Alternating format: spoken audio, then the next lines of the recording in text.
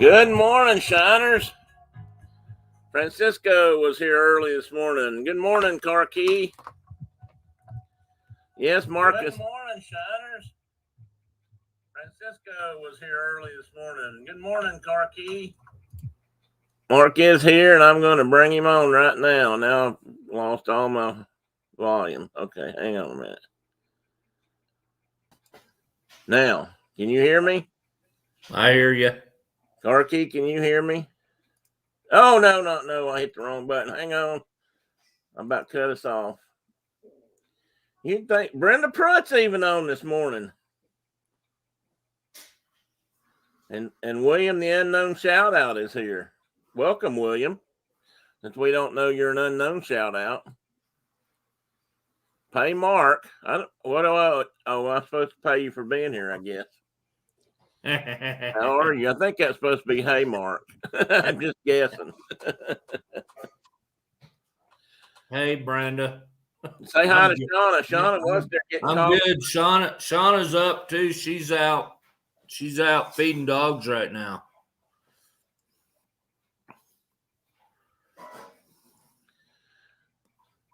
So me and the dogs have been up for a while. So, Carol, how's the weather in Michigan today? William, what part of the world are you located in? I am in I'm in Tennessee, as the name implies, and Mark is in Wyoming. As the name implies. The name implies.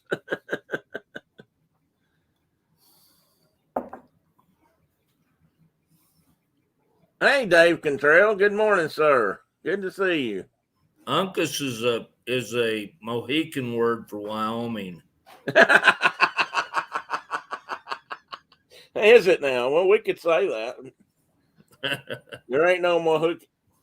We're the last of the Mohicans, so know who's going to say the difference. I smell a Mohican burning, though. Wasn't that from a cartoon? It was a great cartoon. That's the one that had the big little moose. Yeah, a great cartoon that's like banned because it's racially insensitive or something. But True. I have it on DVD. They can't ever take it away from me. Oh, do you?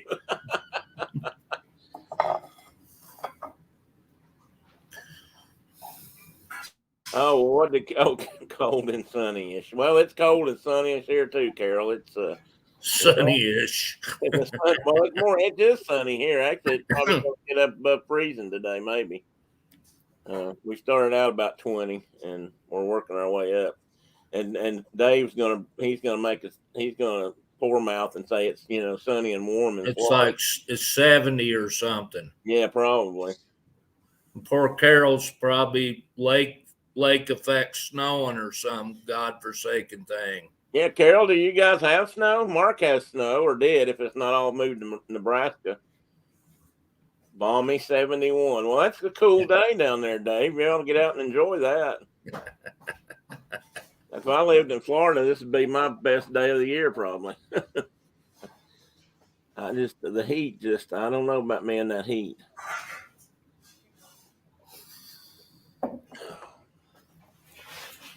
Well, pour a cup of coffee and pull up a chair, folks, if you haven't already done so. While I refill my cup again. Oh, me. So, sir, how's life been treating you other than cold? Out here? Yeah, nobody else knows. I know, but nobody else knows. So good. We got a new grandbaby. Oh, we got a new puppy. That's right. We're having a great time. You do have lots of news. Our son, who's 37, just had his first. He's 38. My wife just corrected me. He just had his first, and he and his wife, and she's what, Shauna, 35, 34.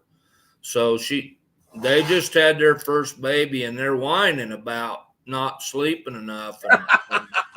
That's And why you're supposed to have when you're younger. and we're just not having any sympathy for them at all.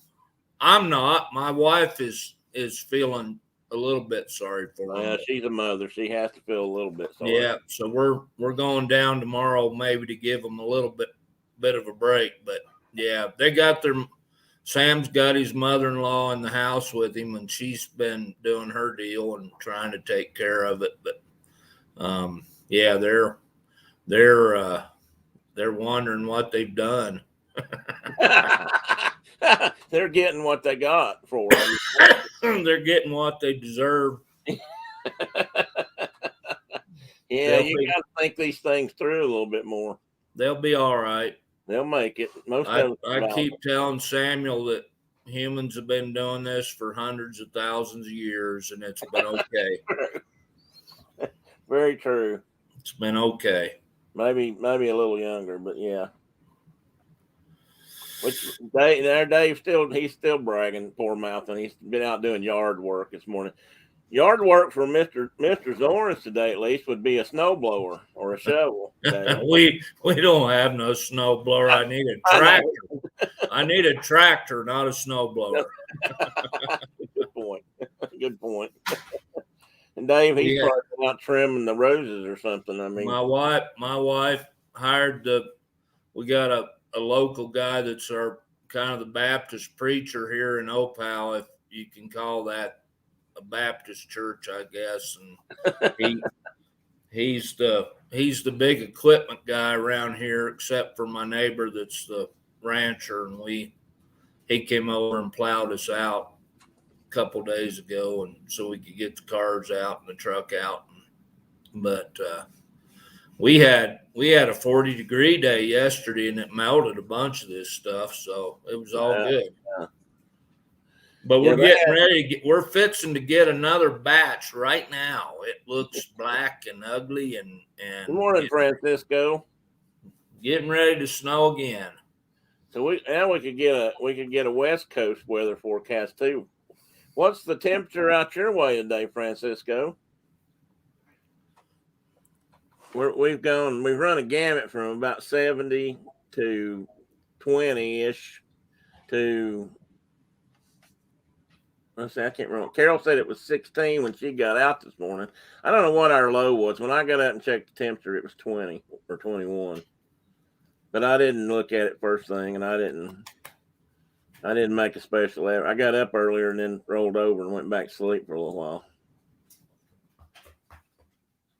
I don't have my curtains up.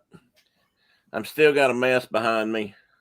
That end of the room, however, is starting to look like a real place again. The bookshelves are reorganized. I got a problem. I don't know what it's a sad problem. I'm going to pour mouth a minute about books. You trying to catch a dog? I'm trying to catch Boudreaux. But that's a dog. So everybody could meet Boudreaux, but get him. He's been cagey. Oh, he don't want to be on TV yet.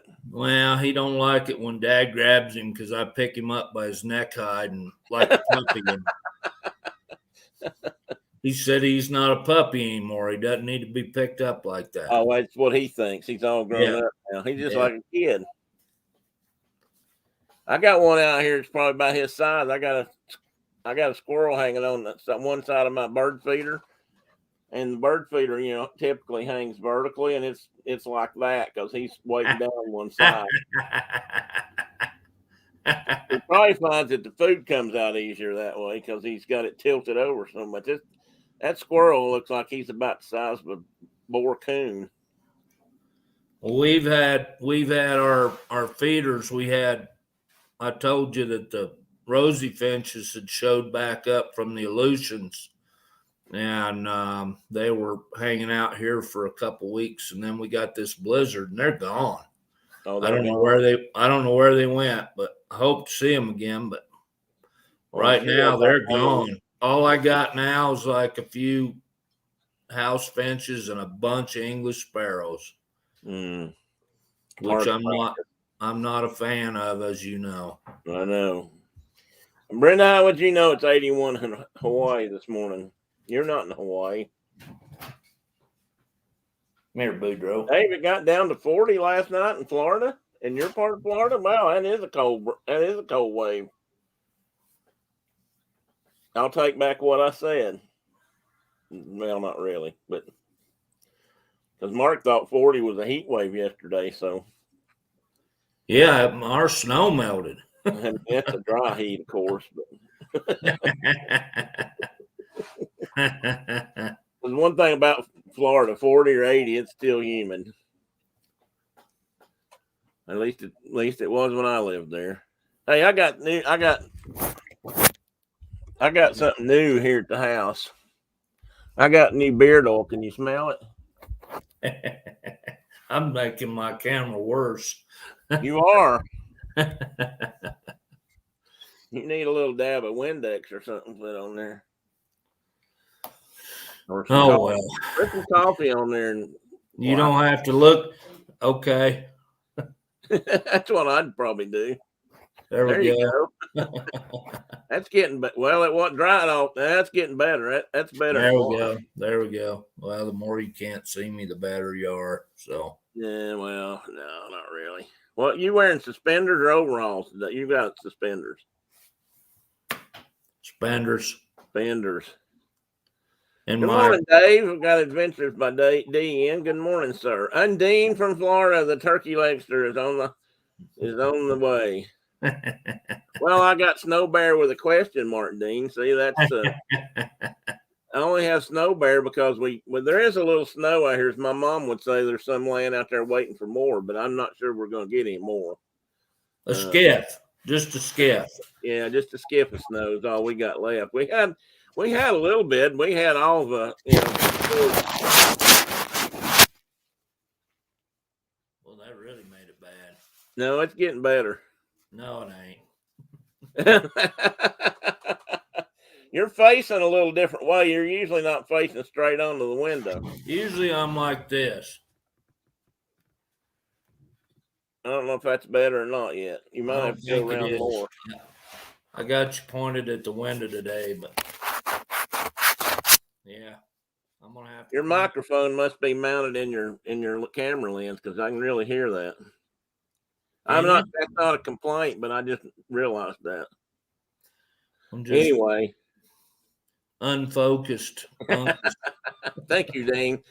I'm glad you noticed the punctuation marks there. We get these. We were going to talk about. Well, Mark doesn't know this, but Mark and I had a discussion a day or two ago about words. So I thought, well, I will put that in there. We'll have a controversial topic this morning. We'll talk about words. Oh no, purchase, for example. And I don't. Car Carol's there. She's a school teacher-ish kind we got here. What is my wife said? Oh, icicles. Icicles are dangerous. You can put those things will put your eye out. It will, especially if you hit it with a BB gun. So, Dave, I don't know Francisco. Did he ever say what the weather was in California? I missed it if he did. And if he did, I apologize. I don't think he did. What's the weather down your way, Dave? You're halfway between us and Florida, sort of, or me and Florida. And Dave says Florida was 40 this morning when he got up. It's supposed to be in the 70s. I think we're supposed to get up around 30, 35 maybe today. If the sun stays out, it might because it's supposed to be sunny. This is the sunniest I've seen it here in a week. So, you know what? I could have something on my glasses, actually. That's probably not helping any. Oh, yes. Well, that ain't causing my issue. No, I think you just got tape on yours still. I got stuff on my lens. You might need some alcohol or something. I'm gonna see if my techno. Now I can't find my little arrow thingy. There we go. I'm gonna mute myself for a minute and try to clean this off. Okay. We'll entertain ourselves till you get back. Dean, are you getting ready for work this morning or you have the day off? I know that Cherie will probably pop in sometime this morning, and I know she had to go into work early, she said last night. Carol, did you hang around last night to, I think you were in the chat, hang around last night with the Monarchs to see how the pizza turned out? 62 where Dean is.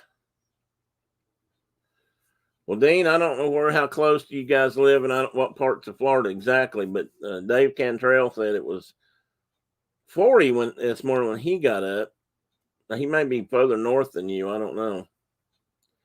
But I was telling these folks it was about 20, 21 when I got up. Off today. Well, excellent, Dean. That's good.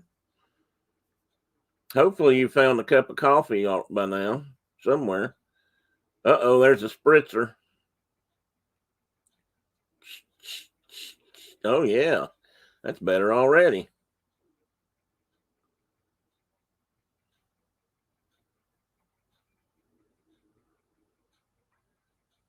Oh, you're up around I-10. Okay. Are you anywhere near? Hey, that's much better, dude.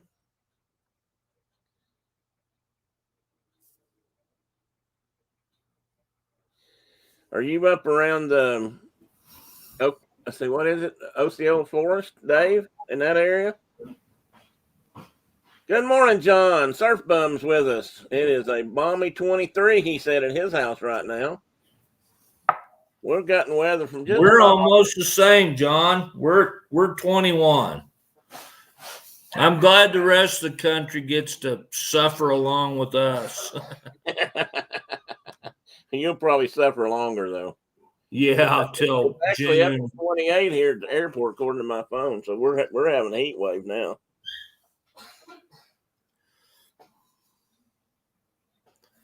If you hear random squealing from that puppy during this deal, that's just the way it goes when you have a puppy. Yeah, Dean, I know about where you're at down there. I couldn't remember about Dave. I wasn't sure, but he lives a little bit further north. So he lives in the more temperate part of Florida. Carol, she lives in the great Northwest, and Mark lives in the real Northwest. Yeah, I live Carol. I live in the Great Basin. I don't live in the Northwest. Well, you live more in the Northwest part of the United States. Well, yeah. That's not what it was called. I mean, where Carol lives at one time was the Northwest. Yeah, that's the Northwest. We're interior flyover country. Yeah. John says he's been on the silos when it was minus 20 and 30 wind chills. I bet you have. And that's a miserable old day, especially since the Air Force probably gave you really warm clothing to wear. Well, I'll tell you what, John, I may not be able to say I was at 20, but I have worked in minus 12 a few times. And if you're on an airport and it's minus 12, the wind chill, I'm sure, was minus 20. I'll never forget, I had to go outside one night and it was zero-ish or minus, and we had to work on a plane and it was running and the wind was blowing, and oh my God, I thought we were all going to freeze to death. I remember getting something on my hands and they just like went instant ice. It was cold out there that night. That's called frostbite. Yeah. That's what you got on your hands. You're tempted to get behind the engine, where there's hot air blowing out, but that space heater will roast you like a wiener pretty quick. That's not quite the same as standing in front of the one in your garage. Airports are cold places too. They're like where you live. I mean, they're flat and there's nothing to block the wind, if there is any wind. And in the wintertime, there was always wind at the airport, it seems like. Florida lakes are ponds. Michigan has real lakes. Well, Florida has one big pond, Carol. Lake Okeechobee is a pretty good sized lake. But not like the Great Lakes. You're correct there, and they're not glacial as yours are.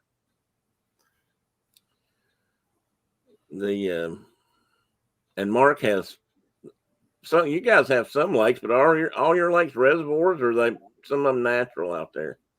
Well, we have lakes that are up in the mountains, high mountains that are natural lakes.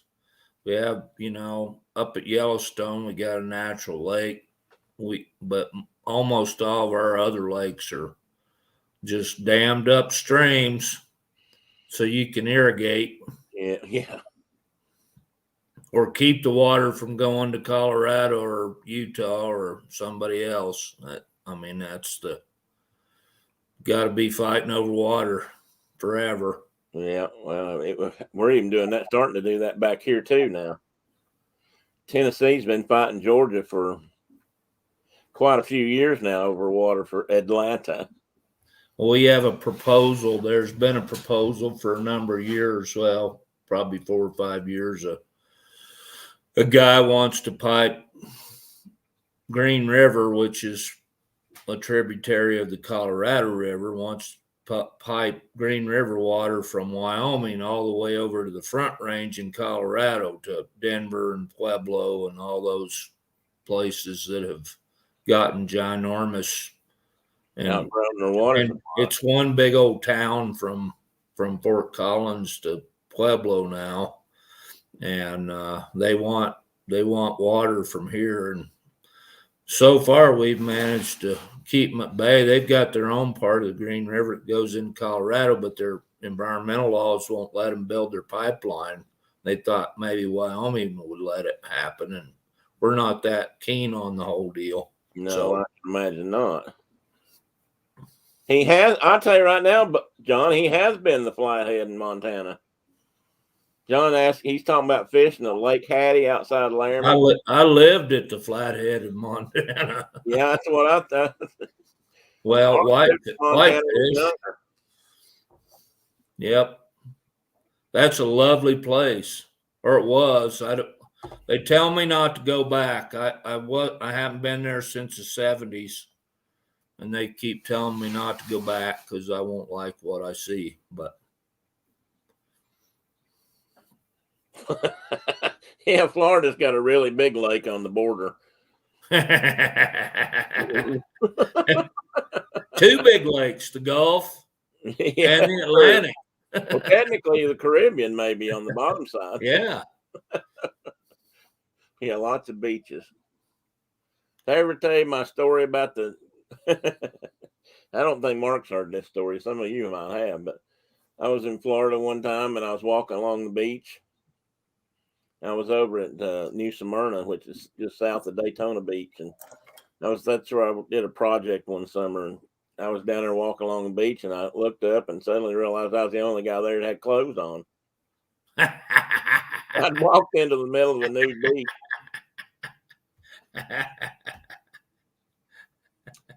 They probably looked at you and said, "What a weirdo." Probably. Yeah, I just sort of casually turned and walked back out. These things, they didn't put there ain't no sign up or nothing that says, clothing optional all of a sudden or anything like that. Yeah, Dave, it's over. There's a national seashore over there, and it's part of it. It's in that area. If you ever go over that way. Dean, I don't know. Dean might know what it's called. I can't if it's Fairville or no. I'll tell you who does know. I know who I'd have told this story to, and that's Mike Wheeler. Mike Wheeler, Mark, is a community friend who worked at Disney World a long time ago, but he's lost his sight, and not there, but later, and but he knows his way. I think he's native Floridian, actually, which is pretty rare these days. I think he is. And I mentioned that one time. He knew exactly what I was talking about. But buddy of mine from the Air Force days lives in Bozeman. Oh, okay. Bozo's a cool place. That's a beautiful piece of country. Carol's going to give Dean, she's going to grant their lakes as pretty okay lakes. Oh, I'll tell you what, I've only seen the Great Lakes. My ears blaked. Do what? Dean said his ears blaked. I'm gonna steal that one from you, Dean, if you're okay with that. Where's he see? I gotta find that. I'm behind here. Well, I might be behind too, but like my mom always said, it's better to be a little ahead than a big behind.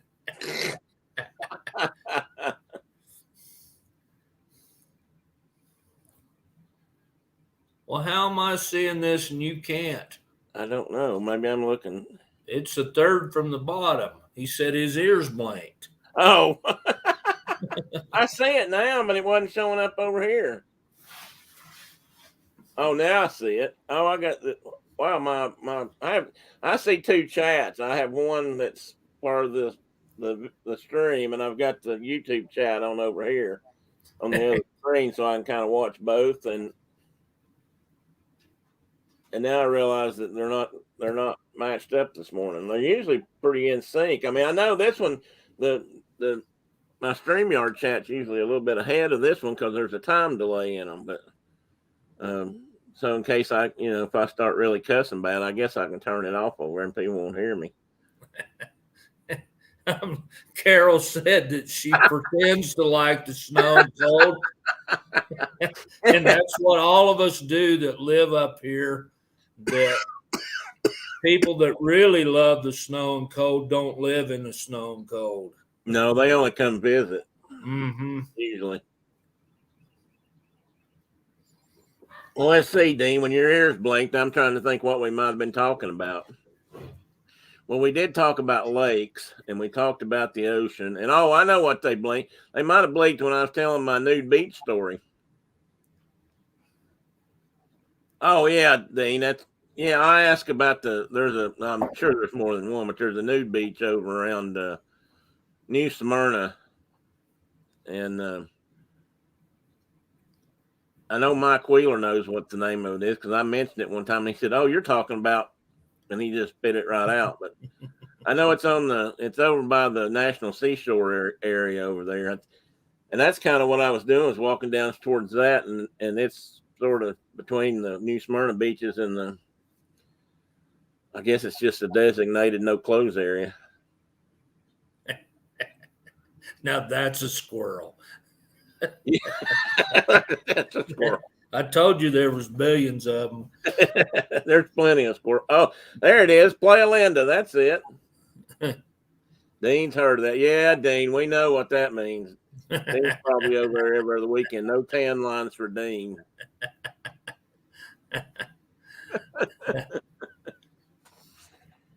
Playa Linda. I don't know why I can't ever remember that.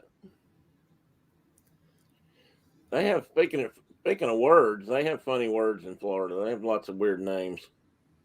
Not weird. Some of them are Seminole names, which is cool. Most people can't pronounce them right, probably including me. I think Playa Linda is probably not a Seminole word.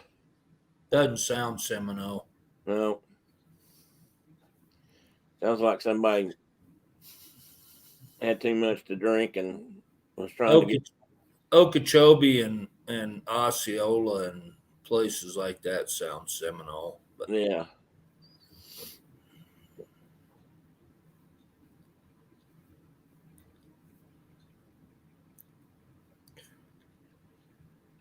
What are you saying, Dave? Weird they got me. I missed something there. Oh, grew up in Michigan but was smart and moved to Florida when I was 30. I moved to Florida when I was 18, but I left it. But there was other things calling my name back then. Dean says he's never been there, but he could fix that situation. You go for it, Dean. I bet they wouldn't let you do do one of your video logs when you take a hike and go hike on Playa Linda for it.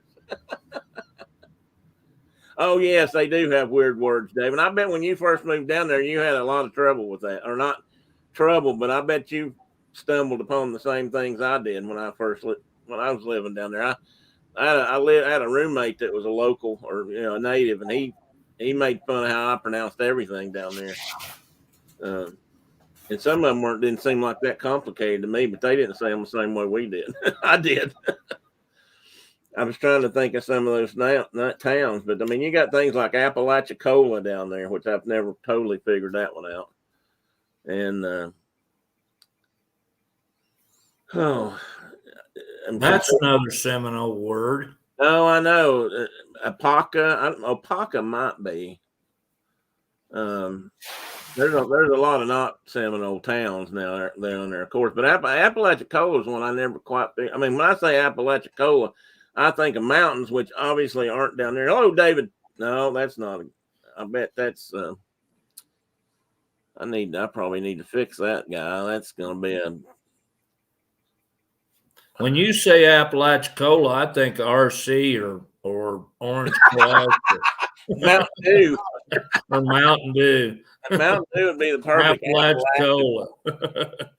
Since it was invented up here. Thank you, Dean. We both got him. He won't be back for a while. That's those little bot things have been showing up here and everywhere lately. I've noticed. Yeah, Brenda wants you to go, Dean. She's voting for you to go to play Linda too.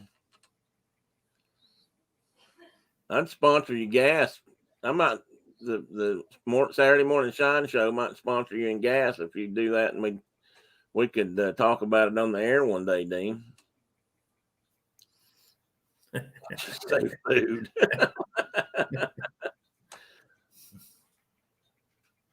A streak. Oh, Dean said I could do a streak stream. Yeah, you could.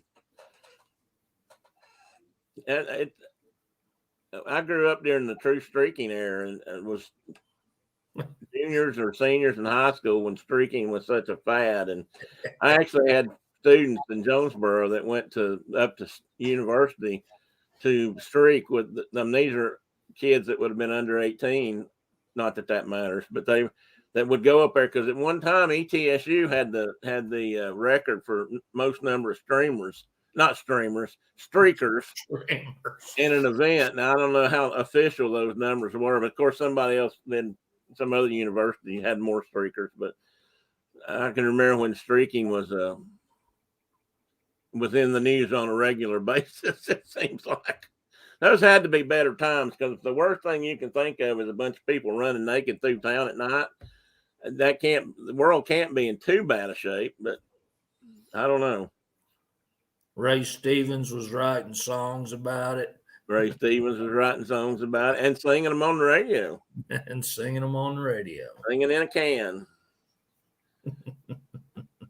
Carol, when you turn 30, you may decide to move south. Or Dave, she told Dave. Well, that'd be good, Carol. How many years you got left before that's going to happen then?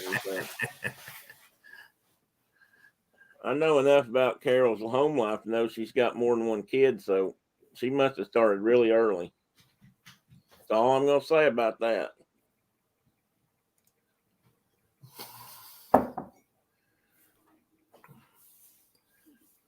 Well, Mark and I were talking. I thought about talking about words today, and that came up because Mark and I were talking about words people say different or use for different meanings, and one of them was purchase. We were talking about the meaning of purchase. And what most streaming streakers, that would be good. If I'll guarantee if streaming had been a thing in the 1970s, that streaking would have been a big popular website, I bet. Anyway, the word purchase was one of the words we were talking about. And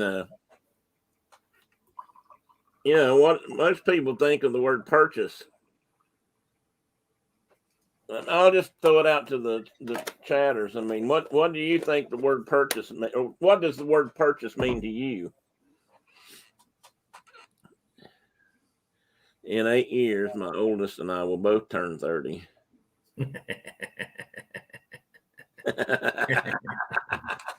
Well, think about that, Kay or Carol.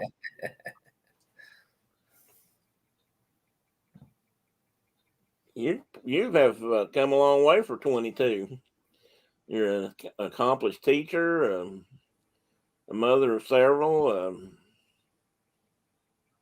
I think you've probably been to Disney more than 8 times. Oh, hey, Edward. Teddy. Teddy. He is absolutely stone asleep. I'm not gonna wake Just don't care. He don't care. He's laying in front of the heater. He just don't care. He probably hears you. He probably does. He just ain't gonna wake up. I don't know. We may not have any takers on purchase, but maybe they're thinking it over. Maybe they're looking it up on. I didn't look it up to see what. Well, most people would say that was to buy something. Right. To go procure something from the Amazon.com or something. Or the grocery store or the Ridley's in Kemmer. Or the Ridley's in Kemmer. But that's not what it. Car key purchase, grip on an icy road. Well, now there's a way to put it that fits into your situation. Yeah, I mean that fits. That fits. Yeah, that's to get a hold of something. To get a hold on something. Yeah, as we say in the mountain south. You got to get a hold of that thing, boy. I'm about to stick myself here. I saw a squirrel and I grabbed it in the form of a bundle of Glover's needles here. So if I yell out, you guys will know why. They must have tape around them. Oh, they do. Well, that was probably safer than I realized. Anyway, Dean says he always thought purchase meant to buy. Well, I was going to look up the actual Webster's dictionary and see what they claim. But you know, like Mark was saying, a lot of people I know always use the word purchase as a. Okay, here's the definition on well, Oxford. I guess this is Oxford's dictionary online. It says acquire something by paying for it. By Mr. Gill spotted the manuscript at a local auction and purchased it for $1,500.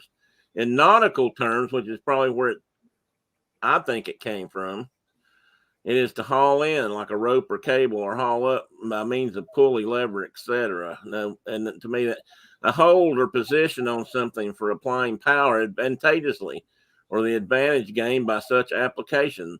The horse's hoofs fought for purchase on the slippery pavement. Indeed. But that's not how it gets used much anymore. I mean, people don't think of it that way.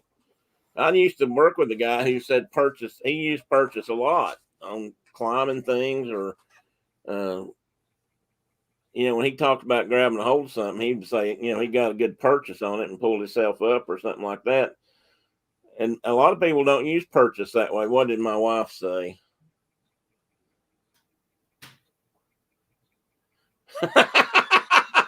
Well, Brenda, that was a good one. I'll have to put that.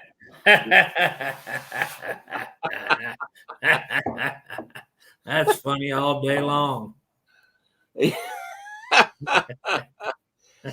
That's the kind of grip somebody used to tell me would your butt cheeks would clench up so tight you can bite a 10-penny nail into. That's purchase. Good answer, Brenda. Good answer.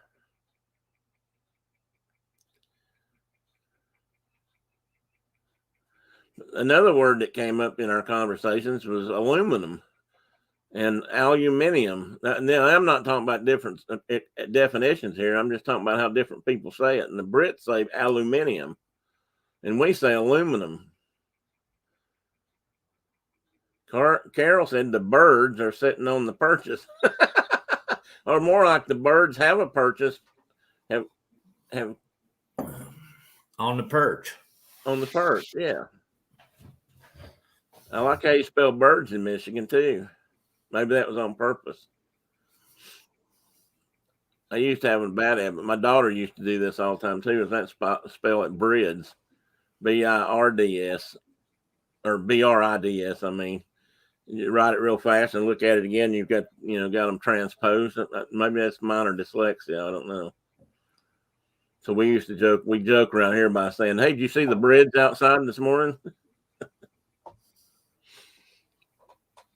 The Brits can't get to my feeders for the squirrels this morning, but now they're back.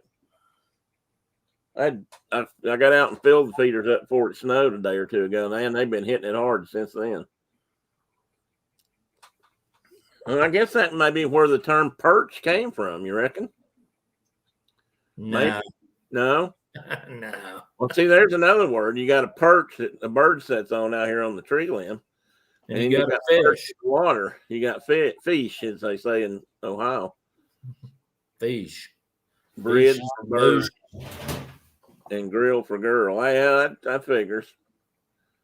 Now, if I'm typing it on the keyboard, my fingers get backwards a lot.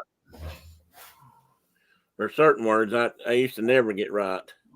If the A and the S are involved, I get those transposed quite often.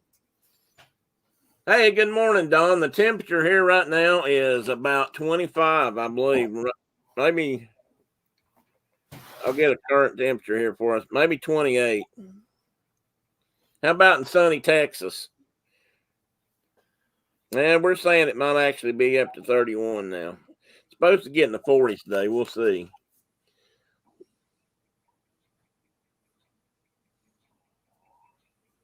Oh, you haven't ever heard it used that way, Don. That's interesting. See, you're from Hill Country originally. I knew older people. When I say that, I don't older than I was at that time. That used to say purchase fairly regularly. Talk about getting a purchase on something, and but like I said, you don't hear that very often anymore. And most people think, as we said, as Dean Point said, it needs to go buy something. So, well, Don, that's what we're here for. We try to teach. We're here as a teaching element to educate, the world. I would say corrupting influence. That's another way to put it. So Mark lives in Wyoming, but he's hillbilly by birth, pretty much. And 100%. You're a chilly 42 in Texas. Well, it's that you're getting close. I don't know if Texas can claim that though. Certainly you're getting to that dry heat that dry cold area, but you're actually probably more humid where you are still. I don't know. You might be moving. You're almost to the dry line, or closer than I am anyway. I think you got to get west of the Edwards Plateau before it gets, or up in the Panhandle before it really gets. Yeah, probably.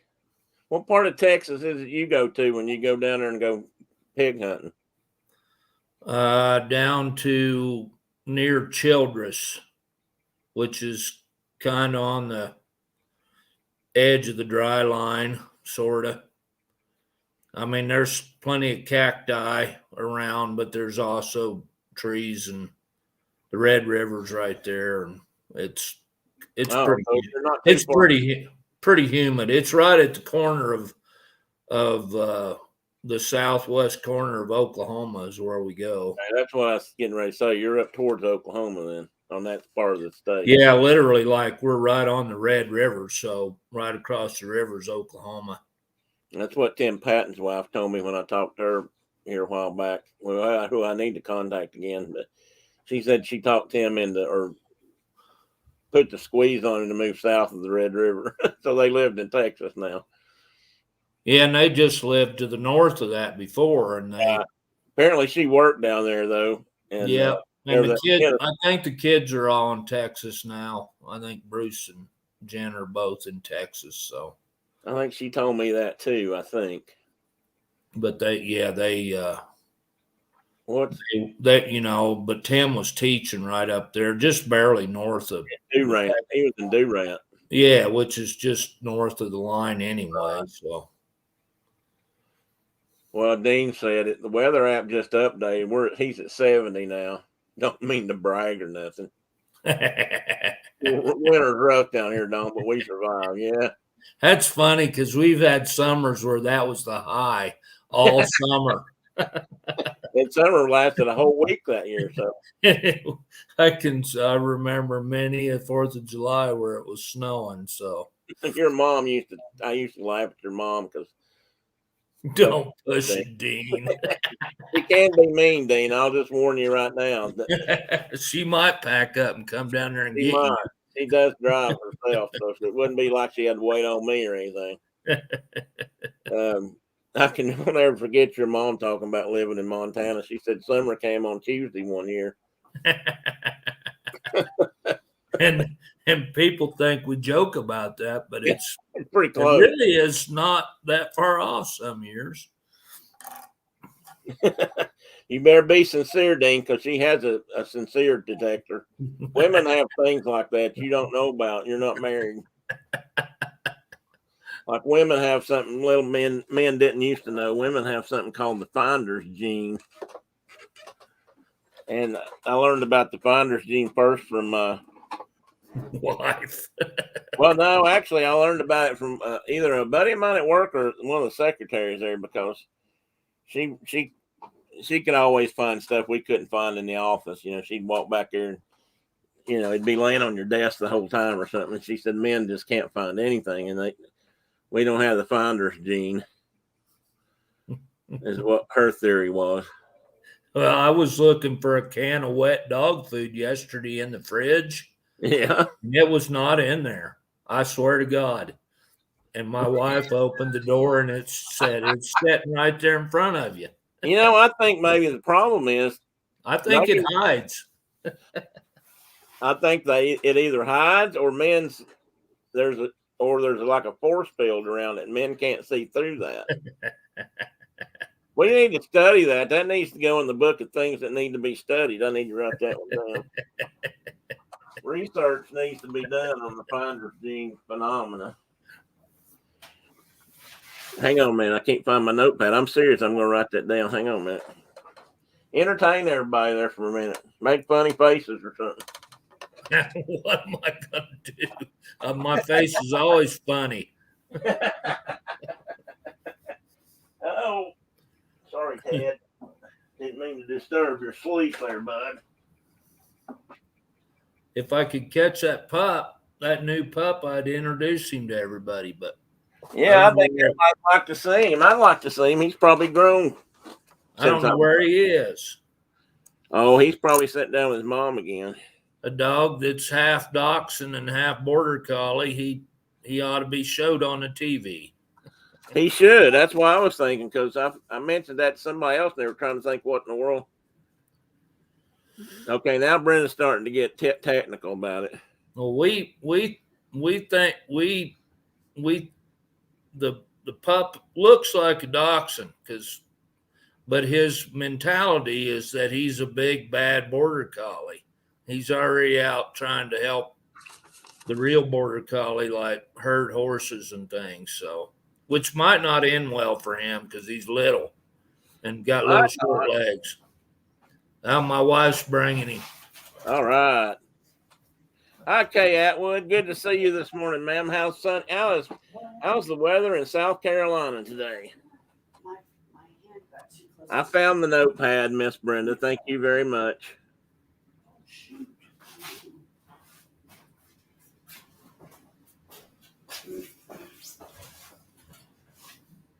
Boudreaux Camel. Boudreaux. Hey, buddy. Meet everybody. He looked at fix your ear. Oh, it don't fix. There we go. Oh, it's permanently bent. He slept on it funny. Look at that dog. What a dog. That's him.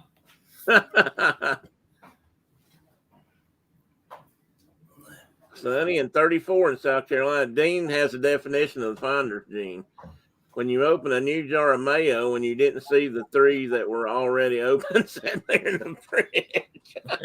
That's a good one, Dean. I should write that down too. That's I need to start making. I do keep notes of these things just so in case you wonder.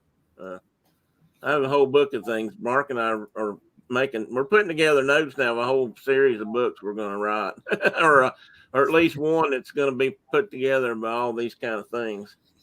Well, I've already got loads of notes about what Mark and I used to call the Have you ever noticed? Book of knowledge. Have you ever noticed? And I don't know if anybody ever thought of that before or not, but we were sitting around in a teepee probably at Friendship, most likely drinking coffee out of a tin cup, and somebody came and said, "Have you ever noticed how hard it is to drink coffee out of a tin cup?" And it just got to be a common thing. So I've got a few notes here and there. I need to Dad always said you had to drink and blow at the same time. drink and blow at the same time. That's right. If you've never tried it, live once. Give that a shot. It is harder than you think. Well, I mean, you can wait till it gets cold and it's not a problem. You have to drink it to get the full outdoor experience. You have to drink from a graniteware cup when the coffee's steaming. Which is Trixie. Do what? Which is Trixie. Which is Trixie. As Gollum would say.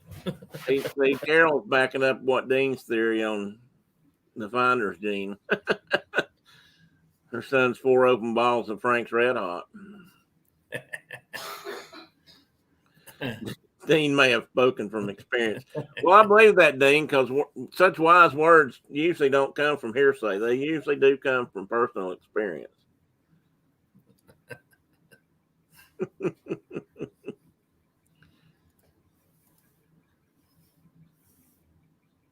Yep, Carol, that's it. You may be on to something there. That might be my problem. I look down here and I see 1, 2. I probably should save this for Carol, but I think I see 4 open whiskey bottles. I don't know if that's the same thing or not. I don't think that's because I can't find the next one. I think it's because I wanted to try something different.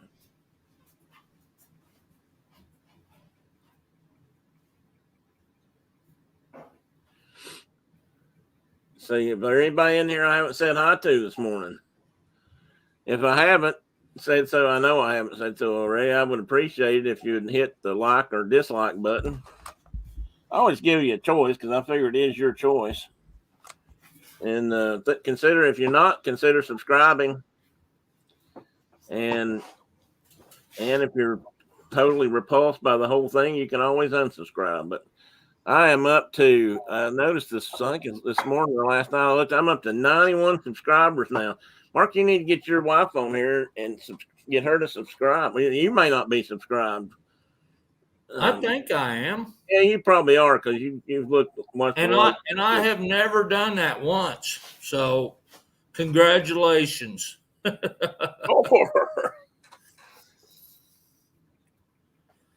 always figured they'd track me if I subscribed to something. Well, I promise. No, I won't track you anyway. Well, I know where you're at, so. Hitch. Oh, wait a minute. What's Don saying? The whiskey ball thing may be a different matter. Yeah, it might be. It might be, Don. You got a point there. But I could blame it on that. That way it wouldn't seem like I had any other problem, Brenda's out here trying to drink. Brenda, be careful now. I don't have many subscribers. Don't run them all off by trying to hire them out for housework.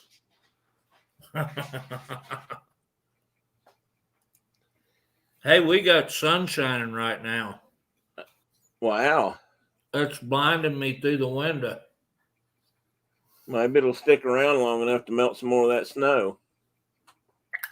Well, it's not warm enough for that, so.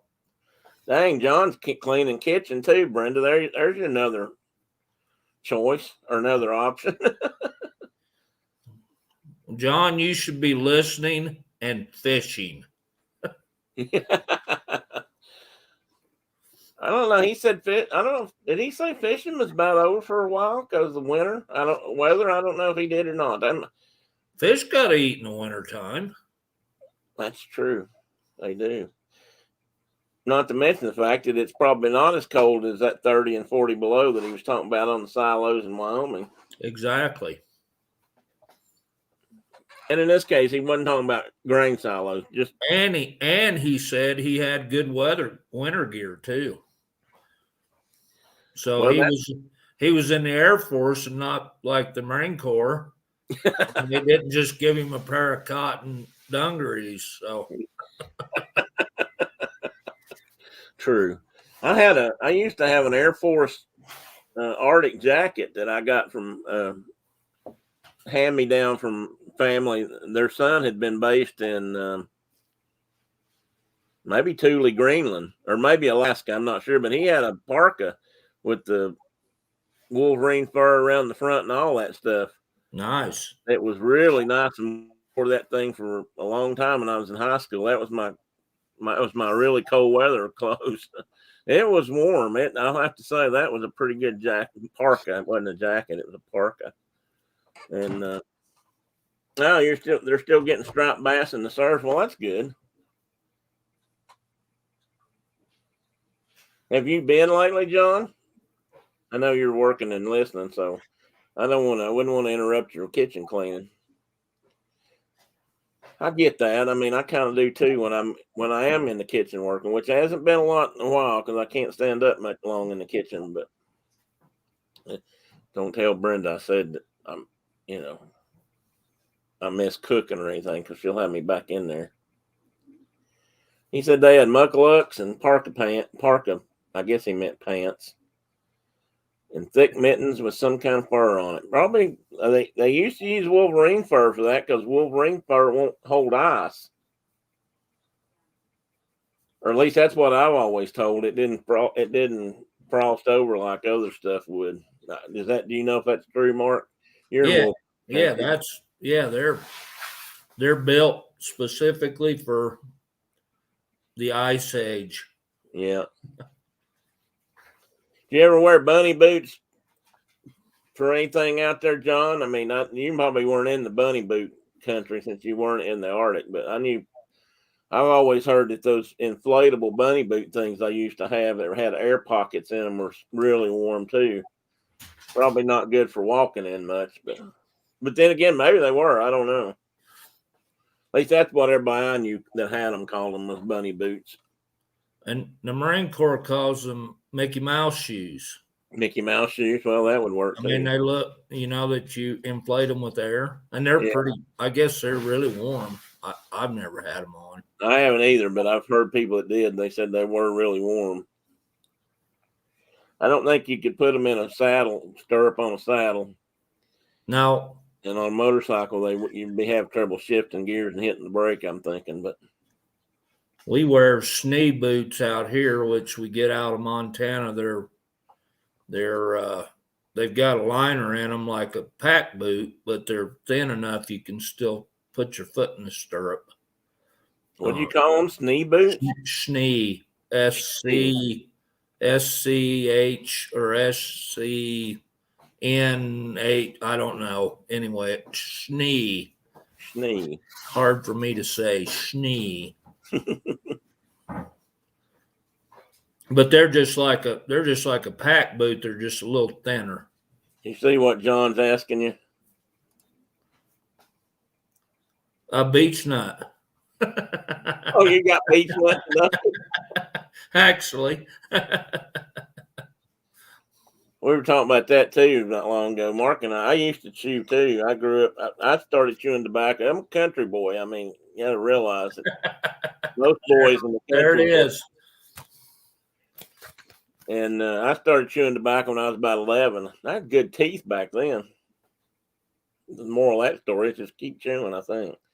But nah, we used to when we'd go to these rendezvous or these get-togethers, not rendezvous, but reenactments or camps or national festivals where we were muzzleloading and we were camping. They used to hand that stuff out. Red Man, beech nut. To anybody. Levi Garrett. To anybody. To anybody. I wasn't. Mark was under 18 back then, and I don't even know if that's the age now. Do you have to be 21 now to buy tobacco? I'm not sure. I don't know. He had to be at least 18. And his buddy, one of his neighborhood running buddies, that was younger than you, wasn't he? Oh, yeah. 4 years younger. He used to, they'd give it to all of us. They didn't much care back then. And, we'd come home with cases of chewing tobacco. We didn't have to buy chewing tobacco for half a year after one of those big events because you might come home with 13 or 14 cases of chewing tobacco if you played your cards right. The first time he ever dipped was in Wyoming. Oh, Copenhagen is a hard thing to start on, John. I can tell. I never was a dipper, but I know I've tried most of it at least once. And Copenhagen that's like the heroin of tobacco products. That's not the one to start on. Chris Ledoux always had songs about Copenhagen. Is that the song that people throw Copenhagen cans at him on? Used to throw Copenhagen cans on stage, wasn't it? He had a couple, and one of them was called Copenhagen Angel, about a gal that chewed Copenhagen. I was looking at some old pictures a couple of nights ago, and we don't think about this so much today, but a lot of women, I see a lot of old women, especially rural women, with pipes, smoking pipes. And of course, I knew women used to dip snuff. I mean, I'm not sure. My great aunt smoked a pipe every day. Yeah, Aunt Lizzie, she smoked a pipe every day. They don't see that much anymore. Don't see that much anymore. And like I said, that's probably a good thing. Well, probably. Of course, I don't know that women dipped back then so much as they snorted the snooze or snuff. That was real snuff back then. Because I know somebody at my grandma's house used to do it because there was all kinds of little snuff glasses in the drinking cabinet. We was talking about words today. Oh, we were, but we chased another squirrel. Well, there's a word, snooze. I never heard the word snooze until I hung around with Pat Hartless. And they use that a lot up in Montana, especially on the east side of the state, in the cowboy, in the real cowboy country. They use snooze a lot.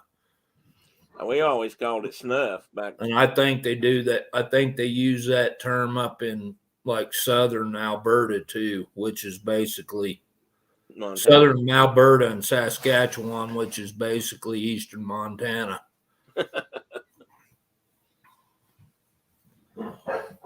We were listening. I've got Brenda listening to a little bit of Cor Blung, the cowboy songs, the cavalry song and the horse soldier song, and out of Alberta. Yeah, he's out of Alberta. Yeah, that's what made me think of it. Okay, but that ain't words. Let's see. I can't remember the other words. Well, you had another one we was talking about, and I don't remember what it was. Well, I said something about aluminium, but yeah, the Brits had a whole extra syllable in there. Aluminium. I mean, it's aluminum. And it's not spelled aluminium, but how they. Yeah, I know. I'm not sure where that one comes from. What was the one I remember? This isn't just a word, but this was the way the Brits pronounce, which is funny. Oh, controversy. Well, that was it. Yeah, controversy. Yeah. I hear that sometimes on shows, and there's a British somebody on the show, and they say something about a controversy, and I'm thinking, what did they say? Oh, controversy. Okay, I got them. I finally figured that out. But they sure say, for people that invented the language, they sure do say it funny.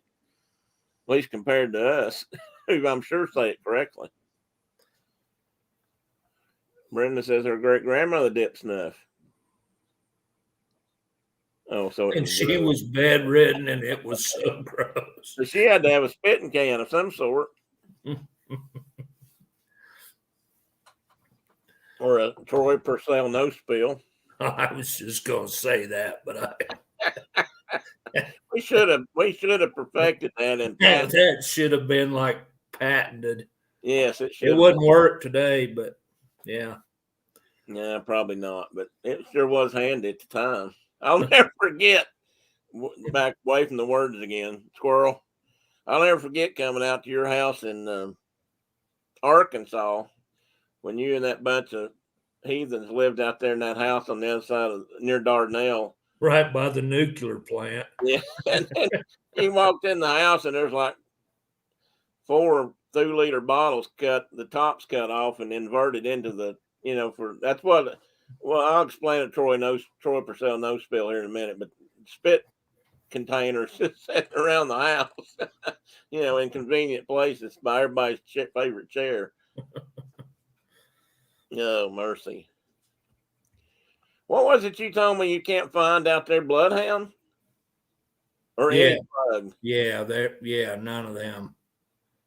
I'll have to look for that one day for you. I got to put a care package together.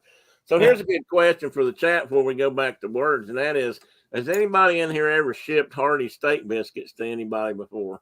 I've got to find the best method for shipping Hardy steak biscuits. Mark's having he's it's been going on for decades. So we don't have Hardee's in the West. We have Carl's Jr., which is, I guess they've joined forces now.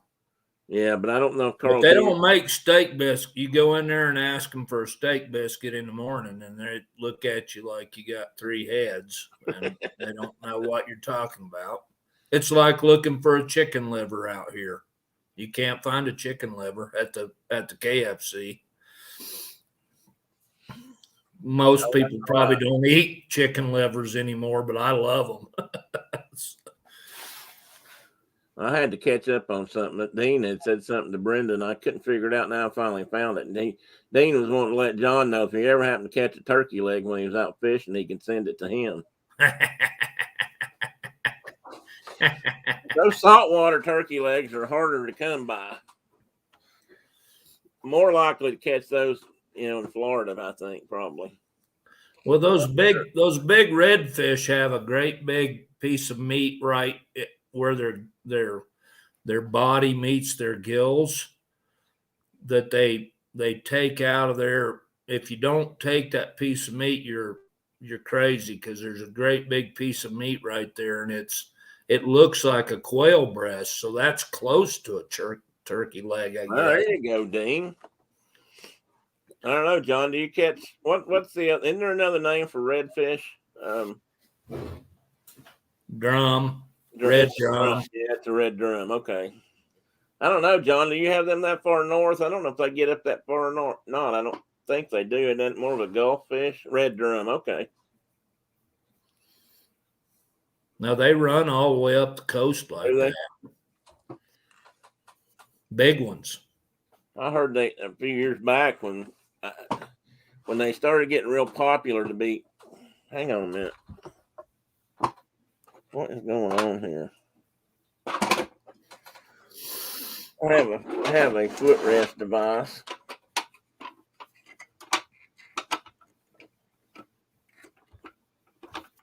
That was not doing right.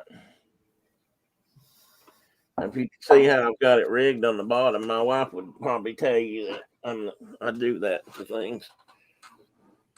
I fix things, if something's not right, I try to fix it my own way. I stick a screw in it, or I use a paper clip on it, or I put a piece of leather in it to shim it out. And she's all the time she's all the time laughing at me about that. And I think I'm handy. She thinks I'm not sure what she thinks. An idiot.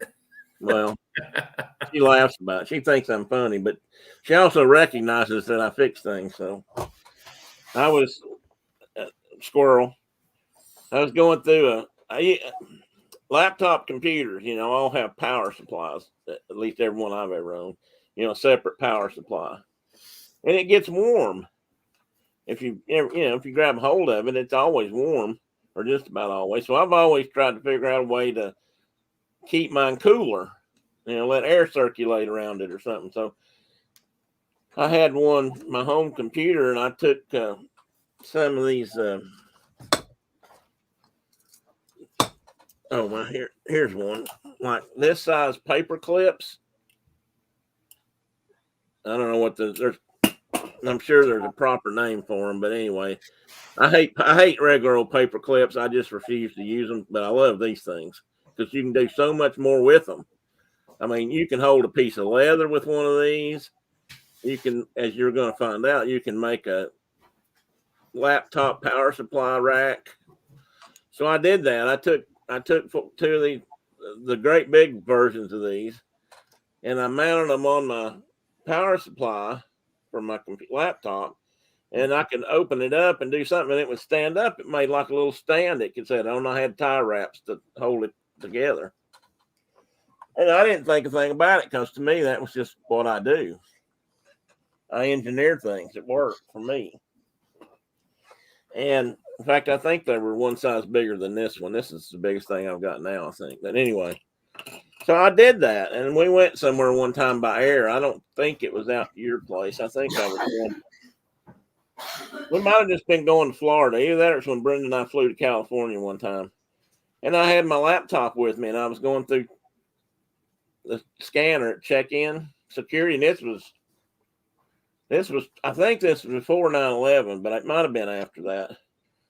But when that thing went through there, they couldn't figure out what in the hell was in that bag because it wasn't a computer, and it wasn't like, I mean, it had all these, it had things tied to it, and it had these things on it, and they got serious about it real quick, and they pulled my ass out of line, and binder clips. They pulled me out of line and went through my bag, and I said, "Well, it's just my laptop power supply." Well, what's all this? Why do you? They let me know real fast that looked like a homemade device for other purposes, and they didn't much appreciate it. So I kind of learned my lesson on that. If I'm going on a trip, then some of my things I probably shouldn't take with me. Or if I do, I should deactivate them before I go. But it worked. It kept my power supply cooler. Well, a tip for John, if he's never experienced it before, never put your cast net inside of a carry-on bag and try to get on an airplane.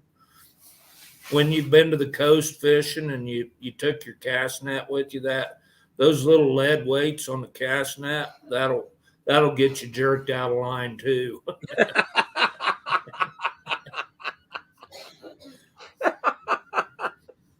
I bet that did look a little weird. This looks like shrapnel, boy. What do you got? Yeah, all the lead, they decided that I was up to no good, but the guy told me next time, make sure I put that on the check on. I never thought about that. I have walked into and this was back before 9/11 too, but I do remember going into an airport one time with 22 shells in my pocket. Yeah, real reason, and they were just in my pocket, and I still had them, and I had to drop those in the trash can. I might have been with you or your dad then. That never ends well. Dad probably had a pistol on him. I have gone with a knife in my pocket. I had to mail a knife home one time. So you're the hillbilly holding up the airport security line. Well, I might be, Don. That's all I'm going to say is I might be. It is possible. I mean, everybody in the country is not as ingenious as hillbillies. Hillbillies got a bad rap. Everybody thinks we're just dumb hillbillies, but we fix things. We persevere. We survive. And if you have to have a homemade computer power supply cooling rack made, you make it yourself. I can't help it if nobody out there understands what that is or appreciates the technology involved. I never got to the line with anything such as 22 shells in my pocket, but it has happened.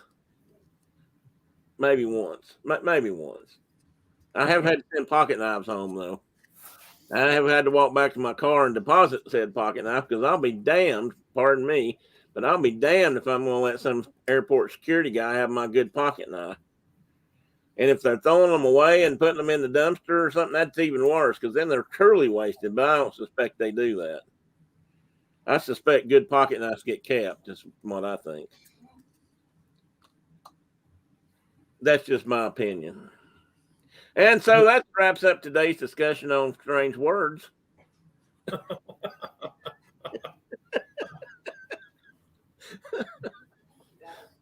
Oh, me.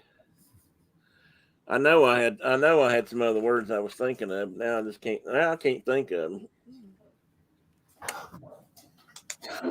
And I went a couple of days this week when I hadn't slept worth a damn, and I finally got a good night's sleep. I shouldn't tell this story, but I'm going to because that's what I do. I haven't. Some of you know this. Most of you may not, but I'm a guy that kind of lives in pain most of the time. And that's just how life is, I reckon. But I have had pain pills for different things in the past, and lived on them practically for a while. But I found the other day, if I hadn't had it in a while, there's occasional nights when I really wish I had something that helped me sleep. So I was cleaning my bookshelf over here the other day and working on my. And I wish I could show it to you, but to pull my camera off is just a hassle. But I will take pictures of it when I get it finished. Like that means anything most of you. I've got 2 bookshelves on this side. One here, a really tall one over here that's now full of periodicals. And then over there, I've got 1, 2, 3, a bookshelf that has 21 shelves in it. And I'm reorganizing it. And it's almost full. But I do have a couple of shelves over here that have. Oh. Hang on. Think we got VC in the wire. Hang on. Uh-oh. So anyway, I've been going through that stuff, and I found a leftover pain pill from God knows when. And oops, let me get that off there. And I had that the other night, and I got a good night's sleep first time in a while. See, Don, that's what I mean. Folks from our part of the world know how to be resourceful. Oh, what's Case at?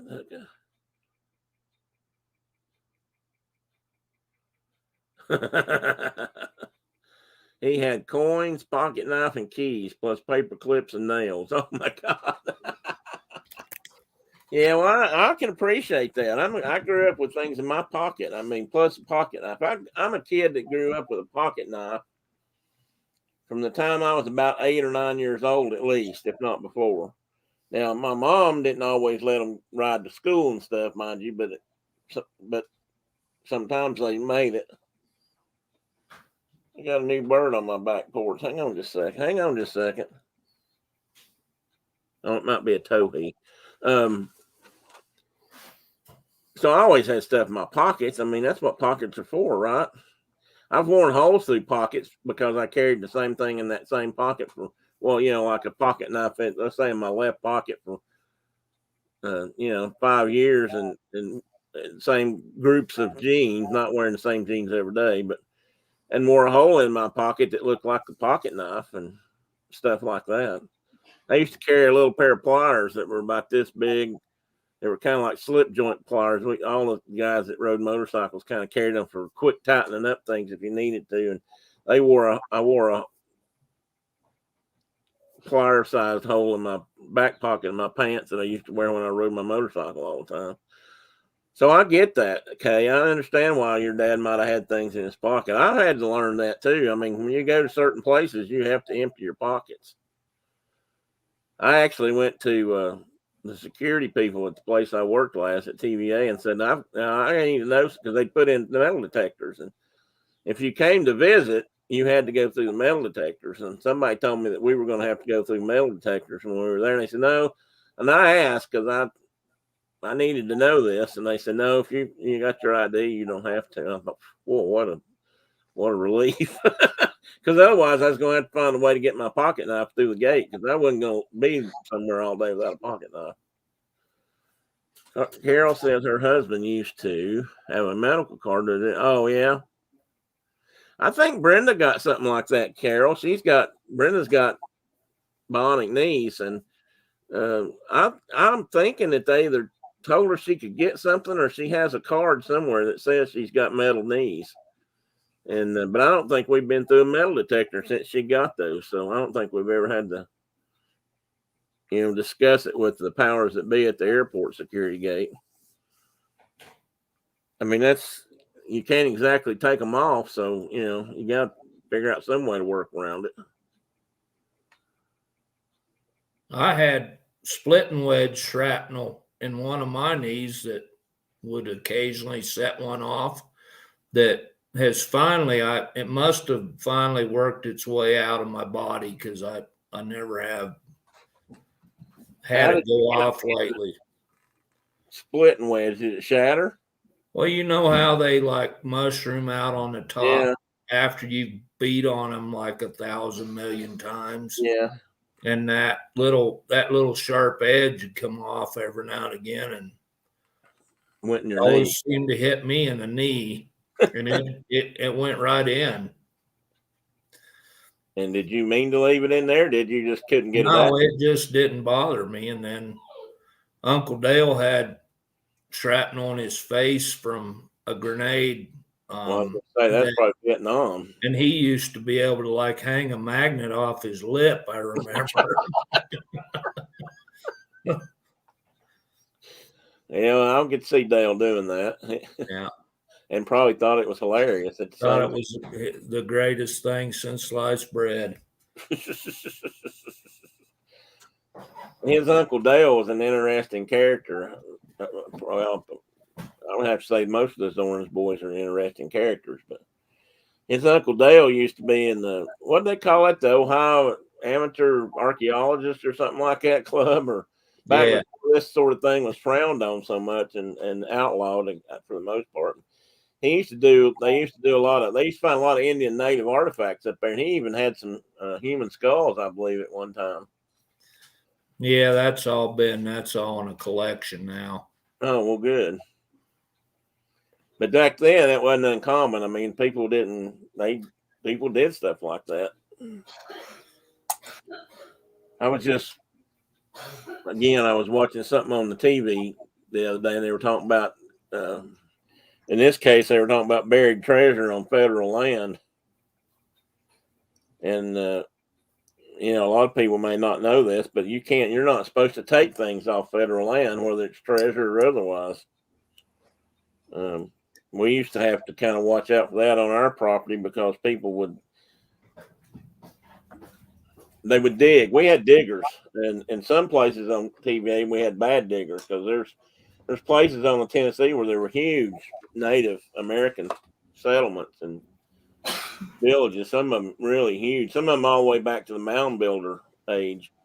And occasionally they would catch somebody digging in one of those sites. They'd sneak in at night and they'd start digging and looking for stuff. And technically, you're not even supposed to stop and pick up rocks or arrowheads or something like that, which when I, growing up, that didn't seem like a thing either. But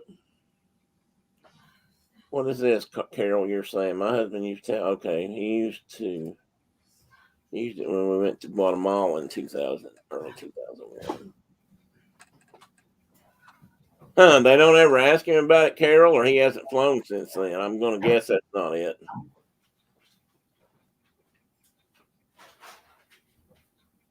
Yeah, Brenda does set off alarms. I guess you probably went through the ones at TVA, didn't you, babe?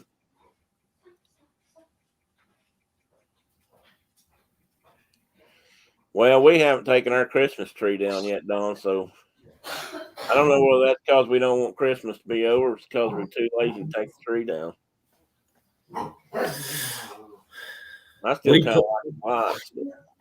We put up 2 here in the house, and my wife puts up 2, and I asked her to leave one of them up, but it's because I just like the ambience. I do too. It's coming down right now. My wife's working on it right now, so.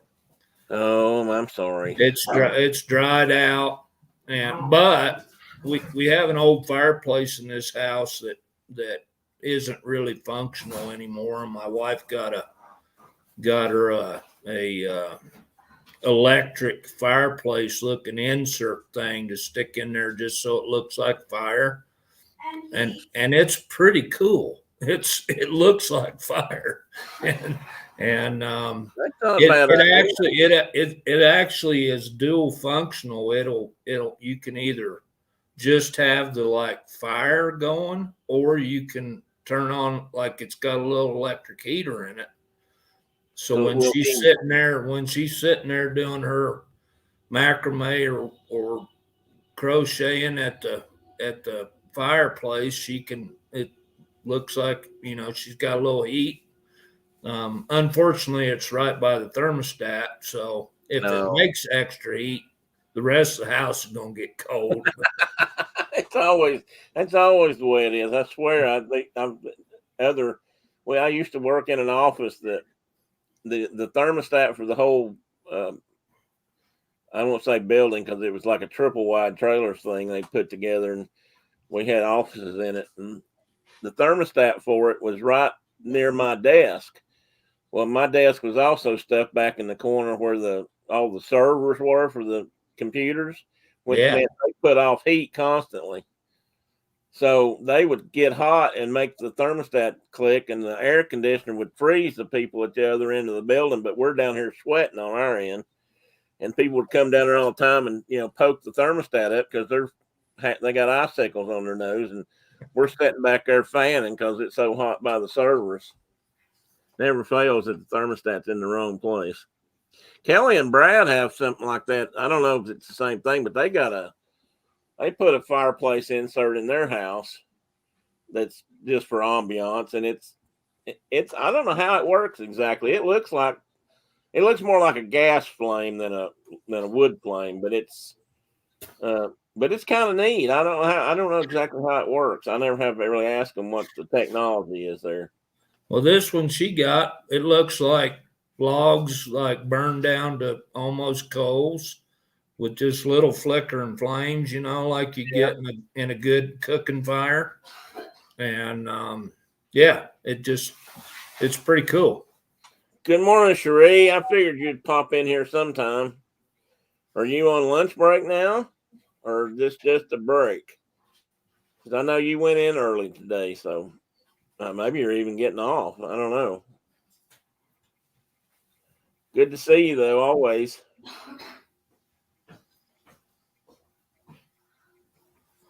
Um, on your lunch break, okay. I was going. Oh, Brenda can tell you. Go back to Chris chase another rabbit. That Christmas tree thing. Um, our daughter Kelly puts up. She has a serious Christmas tree Jones going. And Brenda can have to tell us, Brenda, if you're listening still, how many trees did Kelly have up this year? She puts at least one, and she used to put at least one in every room in her house, and usually more than one in each room. So she had up at least 10 or 12 when we were up there at Christmas. But for some reason my head keeps saying there was 21. I don't know where that came from. Somebody at the door or window. Here? Yeah, I thought you were looking out. I thought maybe Oh, somebody. I was looking out. We went from like it looked like the world was going to end with black clouds this morning. Now it's bright blue sky. Well, good. Maybe you're going to have sunshine today. Just wait 15 minutes and it'll change. Marie said she had 11 Christmas trees this year. All right, tell your dad we said hi, John. Hope he's doing well in sunny Florida. See you, John. Lucky bastard.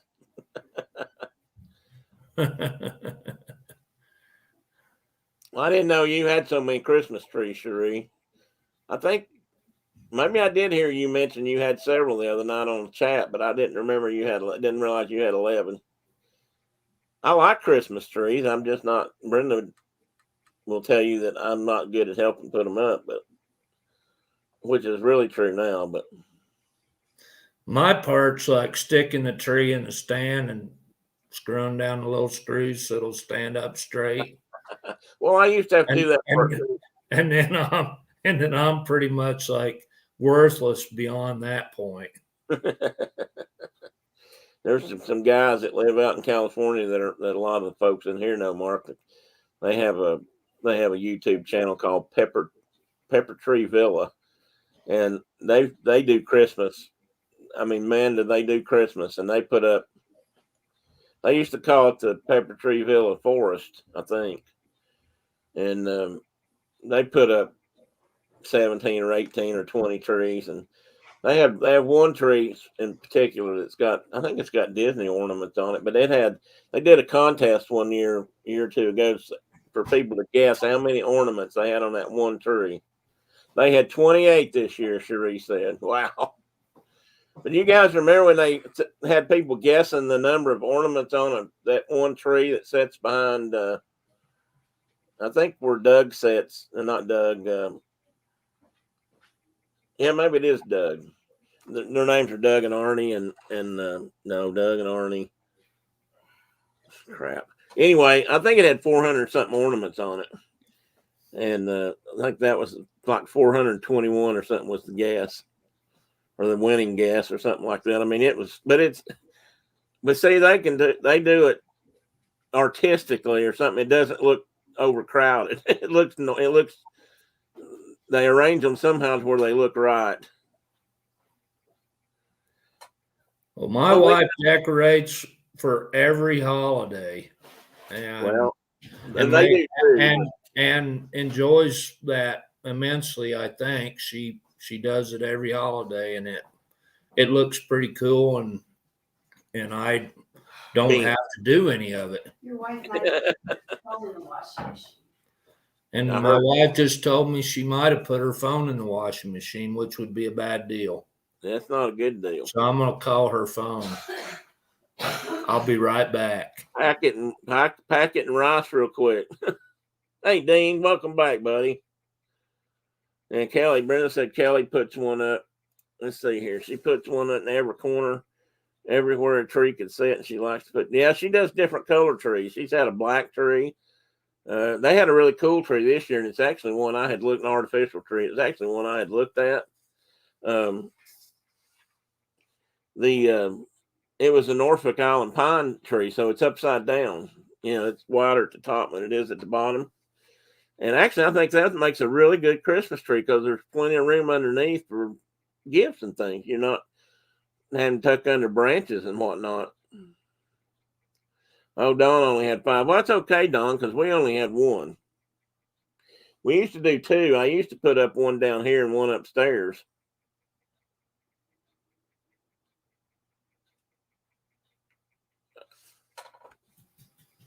Here you go, Mark.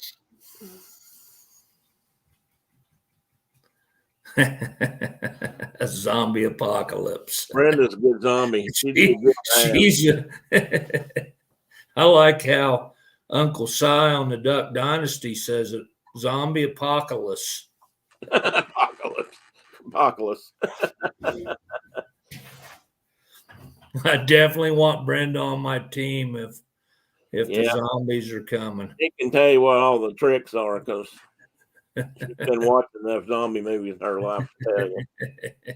And we used to have these discussions on the boat. I always had some pups that would ride around with me in the boat a lot of times in the summer and whatnot. Either new workers or students or part-time help or something like that. And we had some good discussions from time to time.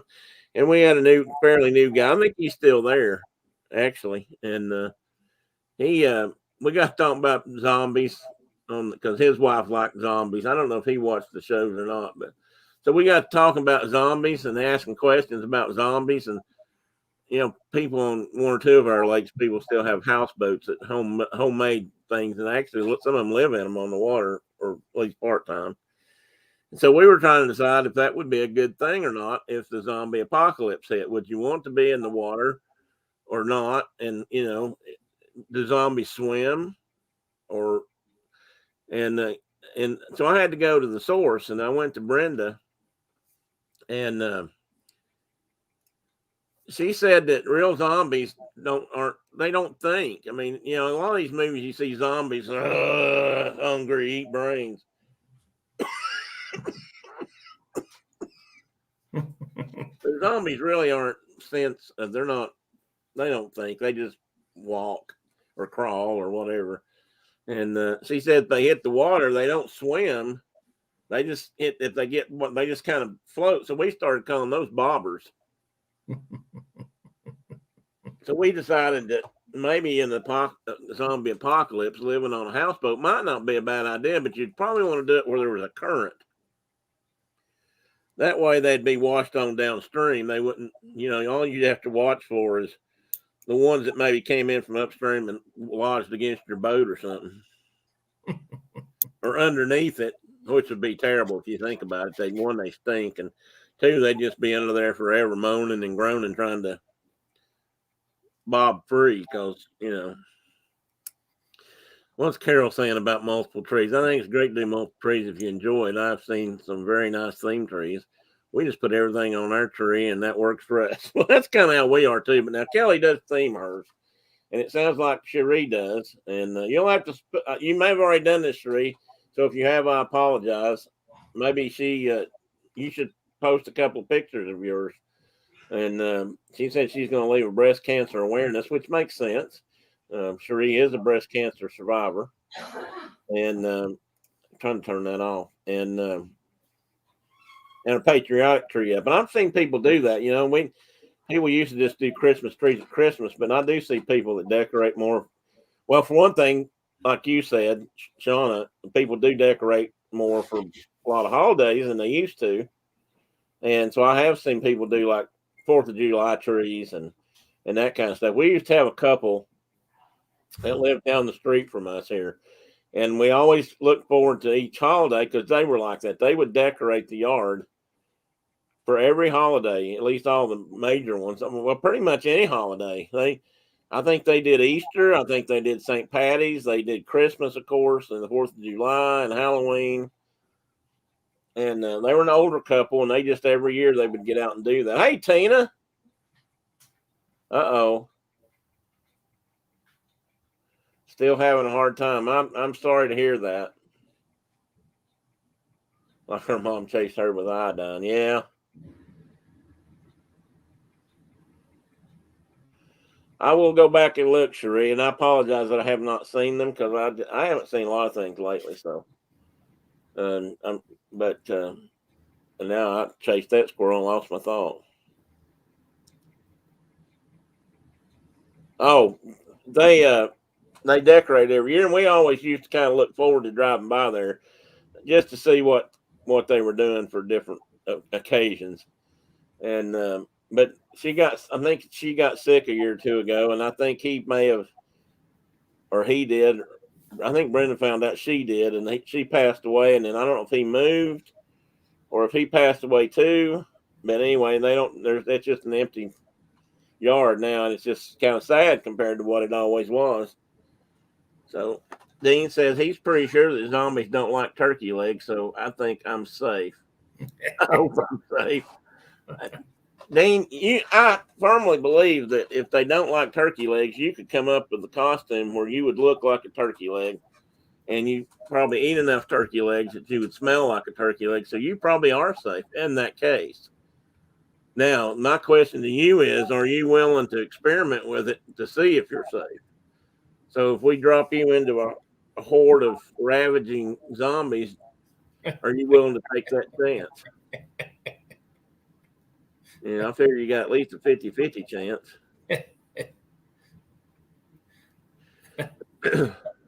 I think this is the world's biggest squirrel. Yeah. What now? I think this is the biggest squirrel ever. Well, my squirrel's all left. Since we couldn't remember the words we were going to talk Yeah. about. I should write them down. I don't know why I did.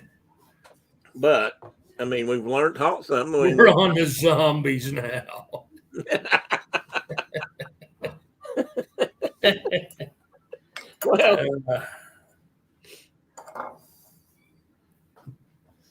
Well, but we're going to chase an apron or two here too, maybe. I think she's still watching, Tina. Not yelling at me right now, so she must be doing something.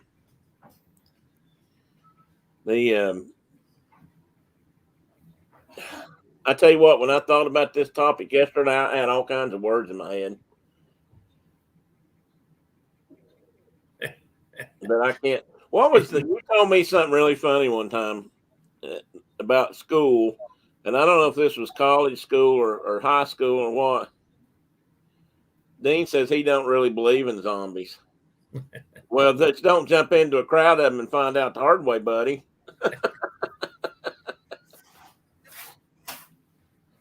Yeah, zombies, huge squirrel.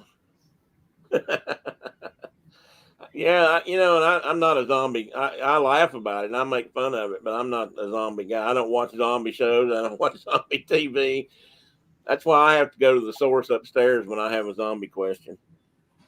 It's just that when you're out on a boat all day and especially like in the middle of August, it's just like my conversations here. Squirrels jump out all over the place, and so you talk about them.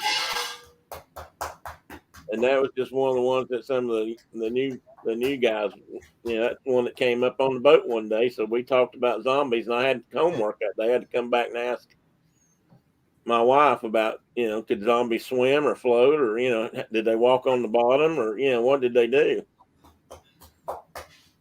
I mean, when you're out on the boat, these are important questions. You need to know what to do if it happens while you're out there. Anyway,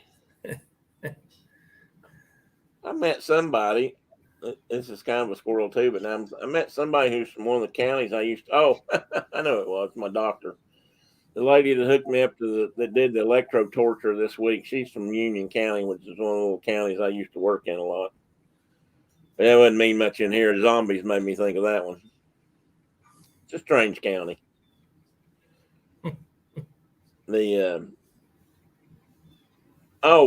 Again, let me go back.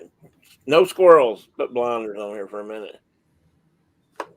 Winchester, what's this here sauce? And some teacher in school that said that's Winchester or pronounced differently. Do you remember that story? Winchestershire? Well, yeah, she was telling you guys how do you pronounce certain cities or whatever in England. So you asked her the question, how is Winchester pronounced? I believe is what your question was. Is it Winchester instead of Winchester? Do you remember that? I don't. Uh-oh. That wrinkle's gone, buddy. And bourbon has smoothed that one right out. Yeah, that was I remember you telling me that you and some other boys in class, I think it's probably in high school, was pronouncing these names. And so I think you or somebody asked the question. So are you saying that Winchester should be pronounced Winchester, or something like that? Which, in case you don't know, in this case was a reference to the Winchester Rifle Company. Just, some people might not get that. Who was the same lady? And was it Winchester, the lady that built the house that was never finished? Was that? Or I think that was her name wasn't Winchester. Do you know that story? The house really exists. I think it's in San Francisco area. One of the people that owned the Winchester company, I believe it was Winchester Rifle Company. And when her husband passed away, she believed that she or the house was haunted by all the people that Winchester Rifles had killed in its history or something to that effect. And so That's she kept handy. Huh? That's handy. Yeah. So she was always adding on to this house. And now this house is a kind of a tourist attraction because it's very rambling. It's a big house anyway because they were wealthy, of course, in that time. And it's been added to and added to and added to. So there's like rooms that lead to rooms that lead to rooms that don't go anywhere. And it's just real. She had a lot of money and was crazy. It was crazy. That's the story. Yes. Brenda might know that story. So Brenda, jump right in if you remember what I'm talking about. And actually, there's some folks that most of the other people in here know, the Monarchs, Michelle and I think Michelle and or maybe it was Garrett. I think they've been to the Winchester house, or we're going to go to it do a blog on it sometime because it's just like there's just random rooms built onto this house, and it's real. There was a mansion, built in a time period when leaders of industry or whatever at that time built houses. You know, the railroad.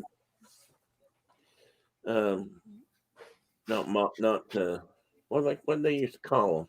First say monarch. Tycoons. Yeah, the railroad tycoons and like steel tycoon, those kind of people that got rich on those inventions and the early part of the industrial age or whatever built these huge mansions and stuff, you know, in places. And this was one of those kind of houses. But when he died, she just started building stuff all over the place. They're talking about Brenda's apron.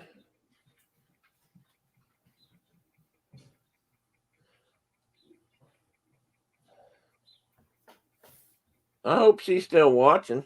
Oh, she is. There she is.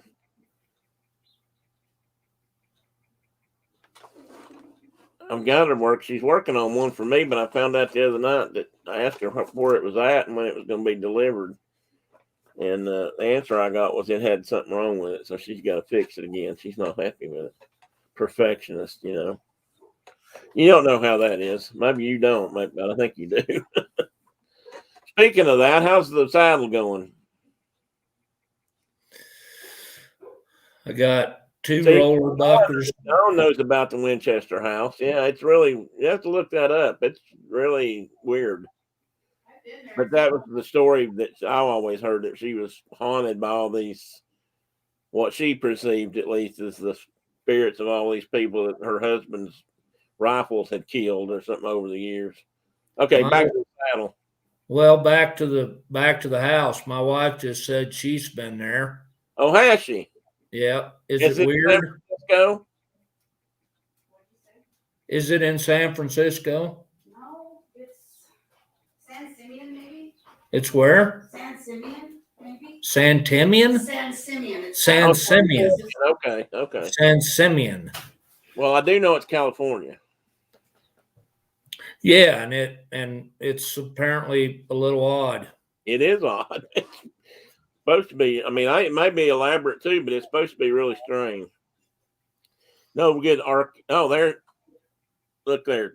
Carol has posted a link to it. So Monarch Moments Winch. San Luis Obispo County.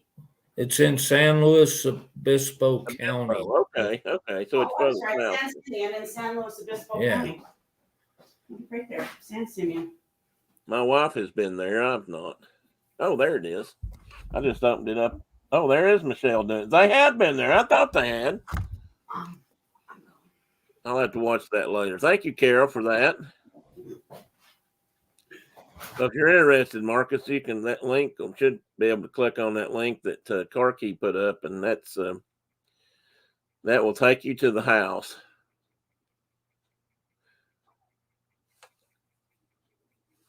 Oh, Dean, you got to go, buddy. Well, thank you for being here, Dean. It is all, you brighten up the room always, so I appreciate you being here. Have a great day. But take advantage of your day off and go enjoy yourself in the warmth down there. Me too, Tim. What did I do now?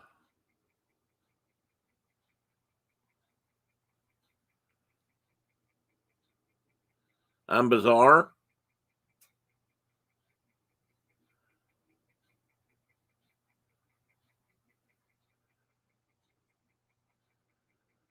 And there's another one she put up. What is that one? The Winchester Mystery House. It's a strange thing. Thank you, Carol.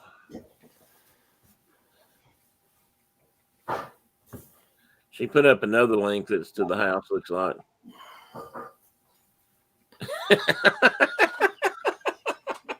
Well, yes, you are, Dean.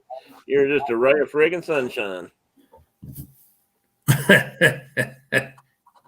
Well, my wife said that's called the Hearst Castle. Maybe I got it mixed up. But I think she's. No, that's a different house. I know that house. So yeah, she just said no. I was mixed up. It's the Winchester house. So yeah, it is. Hearst Castle is up on top of a hill. It overlooks, I guess, the Hearst Kingdom at one time, so to speak. Oh, part 1 and part 2 videos. Okay, got you, Carol. Thank you. I've been in both, though, I guess. So weird connection between this discussion with Winchester and Randolph Hearst and his connection with Remington. That was it. Oh yeah, it's true. He did have because when he basically started the Spanish-American War through his newspapers and getting people fired up, Remington was the guy that went down and illustrated the war. Was right. his buddy. Well, he supported Remington when he was out west doing his art too, didn't he? Yeah. He was kind of like one of his patrons or That's whatever. just a weird. All those people were connected pretty It heavily. is weird. Well, they had money. I guess that's partly why some of those things happened at least.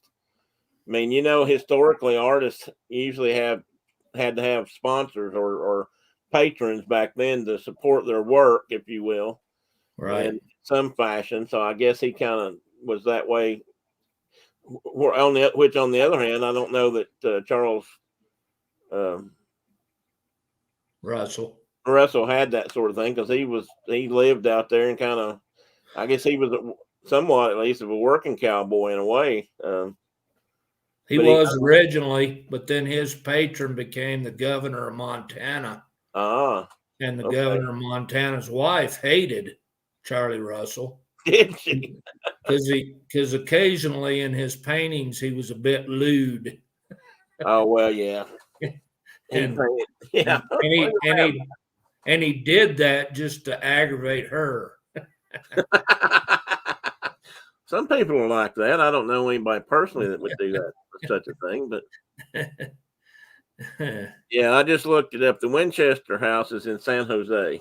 San Jose. So that's close. I mean, that's basically where the monarchs live. They live somewhere in San Jose or that area. How far is that from Francisco? Close. It's on the bottom end of the bay, basically, I think. No, from Francisco. I don't. It's on here. I'm not sure. I don't know. He never did tell us how hot it was in California. I know. I noticed he didn't give us a weather report from out there. Maybe he didn't want to brag either. I heard it was. I talked to Garrett from Monarch Moments yesterday for a few minutes on the phone, and he said, I think he said it was in the 50s out there. They were having a little bit of a cooler snap, but up there it is cooler generally. That part off the Pacific up there. In some ways, they do have pretty nice weather most of the year. Oh, if it's not rainy, which it hasn't been rainy there for a long time. Brenda is going to leave us. My wife just got back from that country not too long ago, and it rained a lot while she was there. Yeah, and they have. I think their drought might be over. They sure have received a lot of snow. Yes, they've got plenty of. They're getting plenty of snowpack right now, and they've had more rain than they really wanted all at once in some parts out there. Folks are like snowed in at Donner again. That's a bad deal. Never has ended too well. Never has ended well. No. Well, did you see by any chance? I know you may not watch news that much, but news back here last week, I-95 through Virginia. Yeah, they had a big old wreck. People were snowed in the mountains up there for a couple of days. It came in hard and fast, and there were traffic lined up. I mean, there were literally people that sat there for days in the mountains there till it started melting off and they got to everybody. Yeah, I saw a deal where they were, again, telling people to have some stuff in your car with you. Well, out your way, people do that because there's, a lot of people do, and things are far apart, even in a good day. Back here, people are so used to things being handy, they don't think about it. And we've always carried some blankets and stuff in our car, especially in the wintertime, just in case. And but we don't carry extra food usually. We have, but not usually. And so it's not such a bad idea to have a few things like that. We had a few things like that in the car when we came up to see you guys. Some hearty steak biscuits. Yeah, stuff like that. You Well, still didn't. You still didn't bring me one. I know. I'm sorry. You're going to get some. I'm serious about trying to figure out how to ship them. I really am. I would have already done it, There's but no I'm still. safe way, I'm sure. Well, here's what I'm thinking. I'm thinking I'll go get them and immediately freeze them, and then pack them on dry ice and send them out there in a quick freight. Try to get them out there in a day or so, And or we'll get a snowstorm, and and they it'll won't sit on a show up truck. for 4 days. Well, that could happen, but with dry ice, if I pack it well, they should stay good and cold. We had the UPS guy came here yesterday, and he had 6 or 8 packages, and I'm like, "What? My gosh, what's happened?" He's like, "We haven't been able to get here for a while." Yeah, we're catching up. I can't imagine how stuff out your way is not delayed, other than the fact that there's just less people to be getting stuff, because back here things have been delayed for months. I mean, not everything, but I'm still waiting on something from Amazon that I'm pretty sure ain't going to come in, and from months ago. And Brenda sent some aprons. My God, she sent some aprons to. Well, she's gone now. It wasn't that. Maybe it was Dallas or near Dallas. It seems like it was Texas, and they went back and forth. According to the tracker, they went back and forth from Dallas to Memphis like 4 times before they ever managed to get them back out there and deliver them. They had them. Oh no, it was Oklahoma. They were trying to go to Oklahoma City, and they were in Dallas, which is just 100 and something miles from Oklahoma City, I think. 3 times, but they still couldn't get there, and it took like 3 weeks to get those things to Oklahoma City. Is your wife flashing you? I keep seeing a flashing light in your eyes. She's trying to. Well, she's off to go watch the granddaughter swim. So In the snow. Our oldest granddaughter, she's swimming today. She's in the little kids swimming league, and Did you go to Kimmer for that? they're having a meet today. So, Well, and I'm not allowed in that deal because it's hot and it's full of human beings, and they don't like me to be in there. Because I remind people that there's too many people and it's hot.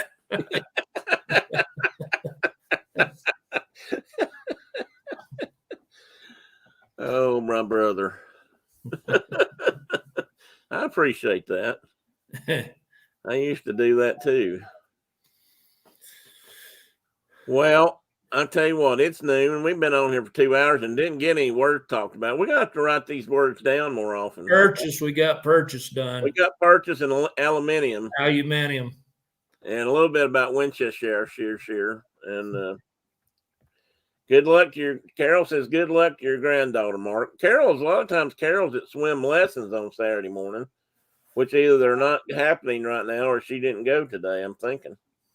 Well, this girl can swim like a fish, and her mama and her aunt both were one of them was a NCAA diver, and the other one was pretty darn handy in swimming. Cool.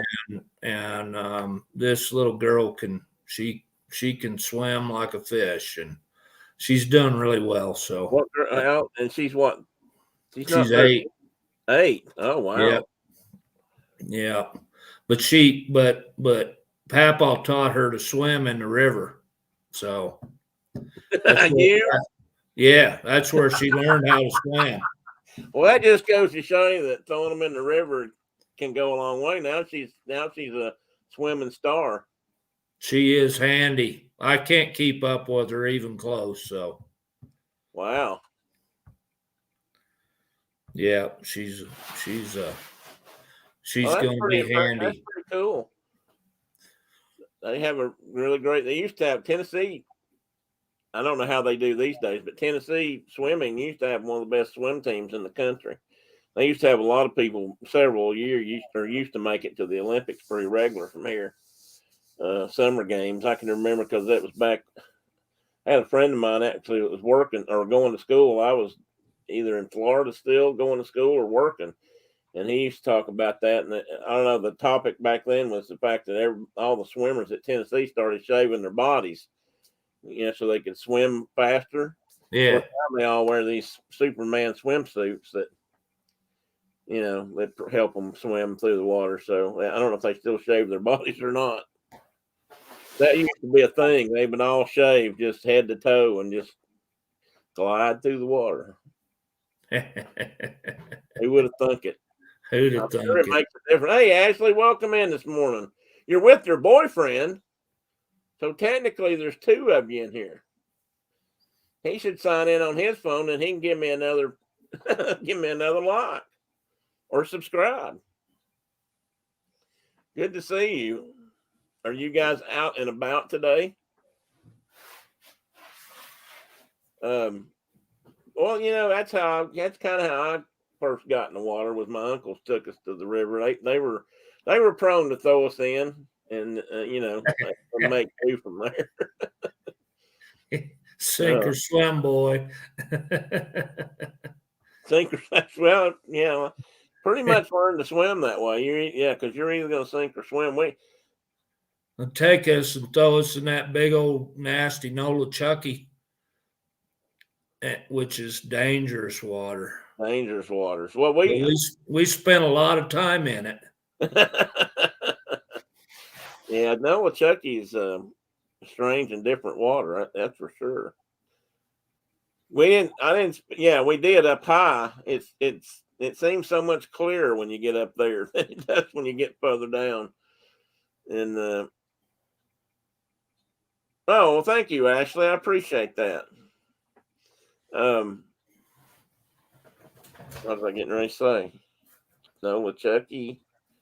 Oh, my uncles used to take when I was little, and I don't know if this was. I probably was in a swimming pool before this as a little kid, but he used to take us down to the North Fork of the Holston and throw us in, or that's where we'd go swimming.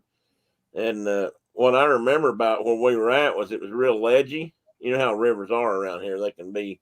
Yeah, that's where the good fishing is. But the first time I remember being in there, I kept banging my shins on the rock ledges because you kept swimming into them. You went along. I remember being all scraped up from that because it was just up here it can just be a cascade of almost like fish ladders in places. Which builds character.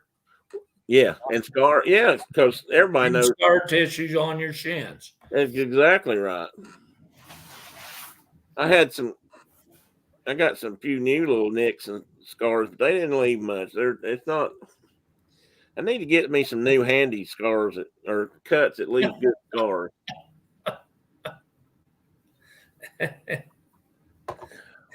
Well, there are people that made it a science how to make your scars worse than they really were. They're all over the world. There are people that did that. So yeah, well, that's true. Rub a little ash in it or something like that. A little sand. And you've taught me not to use. You've taught me that using super glue, while it does heal up and close the wound, don't leave good scars. It don't at all. See, that's bad because why get cut if you're not going to have a good scar? You need a story to tell. And if you say, look how this was back when I fought in the Indian Wars, and they're like, what? What are you talking about? All these scars that I don't have. I've got some, though. I'll have to say this. As I get older, some of them are fading. But there's one. I just barely can see that one. That was a good one, too. That was a pop bottle. A broken pop bottle, I think. I got that one at the VA Center in Mountain Home. running with the Boy Scouts, doing some kind of an obstacle course thing, and I was with them, and I was just kind of their scout guide. I was older, and I was just helping them, and we hit a puddle of water, and I went down head over tea kettle, and when I got up, I was bleeding. I didn't even know what I'd done. And I had a pretty big old gash there in my hand. They took me up to the VA doctor, who sewed it up. Probably not the best stitching job I ever had. But it healed, and it left a scar for a long time. I could say, look here, what I got. You can still barely see this one on the end of my finger. I don't know if this will focus on that or not. You see that little groove in the end of my finger? Oh yeah. That's where I busted it open and the insides came out. That was a fun one. Like a hot dog in a microwave. Like a hot dog in a microwave. It just boofed out. Your guts were hanging out. Your guts were hanging out of my finger. I remember looking down at that thinking, oh, what have I done? Actually, another boy did it. I was holding the rock and he laid one on top of it in a hard fashion. Boys are wont to do, you know. It wasn't on purpose. We were building something, I'm sure. That's another thing boys did, at least when I was. Dam. You were making a dam in the creek. We did that a lot, but Yep. no, this was at another house. There wasn't a creek there. This was we had a little stone wall. So my guess is a fort. We were probably building the wall up for better fortifications or something. But but yeah, we built a lot of dams and creeks though when I was growing up. We did that regular. About every summer we'd try to dam up enough hole to, swim in at least a little bit. Boy, that water was cold back then too. Not that stopped us or anything, but and we had a couple of holes that got pretty good, big enough you could swing on a grapevine and drop into. That's the same creek. That's the same creek. I think we've talked about the fact that growing up, we never thought a thing about it, but the other end of the creek was a big cattle pasture. Or not the other end of the creek, but segments of the creek further up the road. So there we were swimming down here in the clearer water, but cows were just up the road there. And you know what cows do in water. And it's not wash their hooves. Yeah, but it won't hurt you.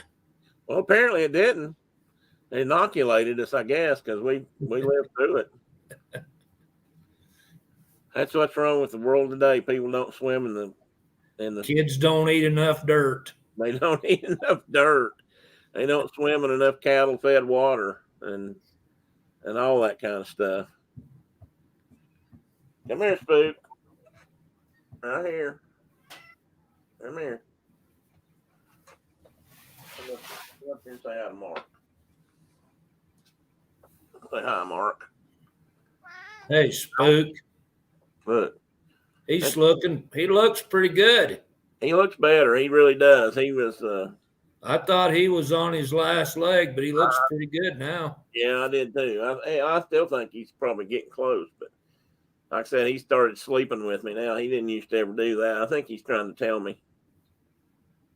Either that or something's going on because he just never did that. Now I wake up sometimes. Brenda says she's come and checked on me at night. I'll fall asleep and he'll be curled up beside me. He never did that before. That's new. Either that or I'm about to die and he's trying to tell me that. That could be it. Some critters seem to know these things. Maybe I need to look at that different. Are you trying to tell me something, or question is it about you or is it about me? So now you're not going to talk. What's that deal?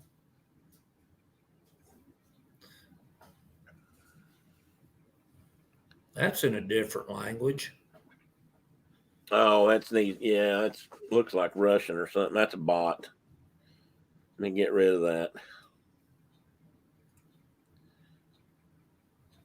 That's somebody up to no good. That's somebody up to no good.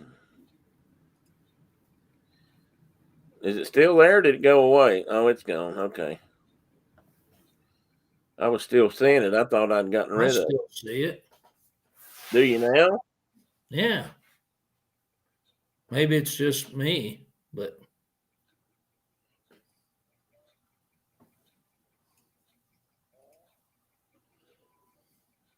I never got those until recently, and I've started seeing them pop up in other places, and now I'm getting them. I had a couple last weekend, and that's 2 this morning. Now it says whatever Nakamaka Beachy was blocked for 5 minutes or something on my deal. Yeah, that's what. Okay, Kay, thank you. I deleted it that time, I think. the I didn't even pay attention to that for a long time because it never happened. And like I said, I don't think I have that kind of an audience big enough that it attracts their attention. And there's people on here that have thousands of people that watch them at night and stuff, do shows when they're like in the parks or something. But they have that problem a lot. But I didn't ever have that. And then somebody told me a couple of weeks ago I should check my, when you go out after you close out, people can put comments down below. And I don't think about that either. I mean, I do look sometimes, but I don't look as carefully as I should have. And somebody put a link in there to some pornography, apparently, because somebody sent me a note and said, you might want to consider getting rid of those comments. And I said, what? And I kept looking at the chat comments, and I said, I don't see anything. And then I looked down there, I realized they'd put it in the below chat, and sure enough, there it was. So I got rid of that. I have to be more diligent about that. But, I figure the kind of crowds I draw or don't draw, it's not too big of a deal. I got. Do you use a saddle horse, pony stitcher, or whatever at all? Stitching pony or a stitching horse for your work at all? No, I'd like to build one, but I have. I want one too, but I've looked at some pretty. They're awful handy.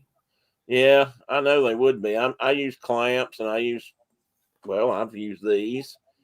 I use clamps on my desk, my work table back here behind me, and I've seen some really neat ones on Etsy and stuff that are tabletop clamps. They don't have the stool like your dad's did, for example. And his had the foot tensioner, didn't it? That you stepped on to tighten the jaw. Yeah, it had the two big arms that were the vice, basically, and you stepped down on it and locked it in place, and it held it. And that's a true stitching horse. Right. And I need to build one. It would be really handy for certain things that I do that I end up just kind of holding between my knees. But anyway. Well, that would be handier then. They make I've also seen ponies or stitching horse, if you want to call it, the bigger ones like your dad's. I've seen them that look straight, but some are at an angle. And I was trying to remember, was his angled like this? No, it's straight up and down. Straight up, isn't it? Yeah. And I was wondering if I'm not going to ever do projects that's going to matter that much, but I just wondered why. Well, if you're a right-handed stitcher, it might be, you're using two needles anyway, but. Yeah. Oh, that makes sense. Well, they make some of the. You don't know if it does or not, but it. Well, I bet it might. I mean, it might. I've seen some of the tabletop ones that are made articulated so you could turn them 90 degrees, or you can lean them over some as much as 90 degrees over to one side. So you could hypothetically use it, in a horizontal position. Oh, yeah. Or straight up or turn them. And that would be pretty handy, I think, even if you had it on a stool type setup like your dad's. I don't know what else to call it, a bench or a stool. Even then, if you could turn that thing around, it seems to me like it would be handy. I don't know. I've looked at them. I've been thinking about making one too. Of course, I'm not mobile, but yeah, Carol, I'm going to have to dock your pay because every time you leave, the bots come in. Don't tell her, but she doesn't. Hey, Mike and Val, the pass holder pair, at least one of them's here. I'm going to guess Mike. That is right, isn't it? My mind lately is not good, so I apologize if it's not Mike, but I think it is. Well, Carol, that beats, working with the Monarchs. They charge us to be mods. They don't really, but it's a running joke. Thank you, Carol, for making sure I was correct about the Mike and Val part. I need to wait till somebody like you addresses these visitors so I know I'm saying the right names when I can't remember. You just need to write it down, buddy. Well, I know, but how many notebooks am I going to have here? Well, if you write it down, you'll remember it better anyway, just by writing it down. I'm going to do that right now. I'm going to write that down. Mike and Val. Maybe.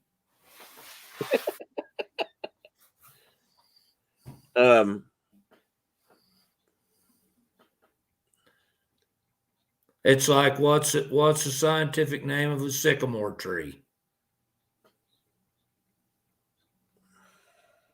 Don't say it. I ain't gonna say Any it. other time I could have I spit can't that right remember. out. Okay, what about? Okay, if I can't remember that, tell me sweet gum. I don't remember. I know it's liquid ambar or something. Serasaflua. Yeah, that. What you said. No, Carol, I'll probably, hopefully I'll remember to send you a Christmas card next year. I apologize.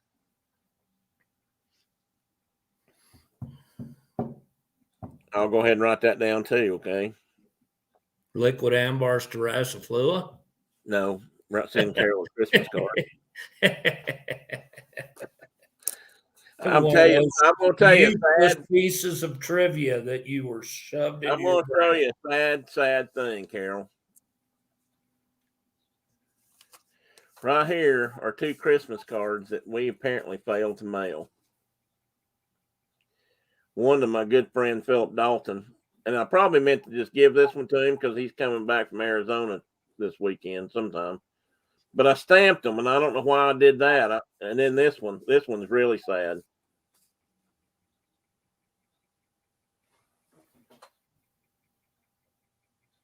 I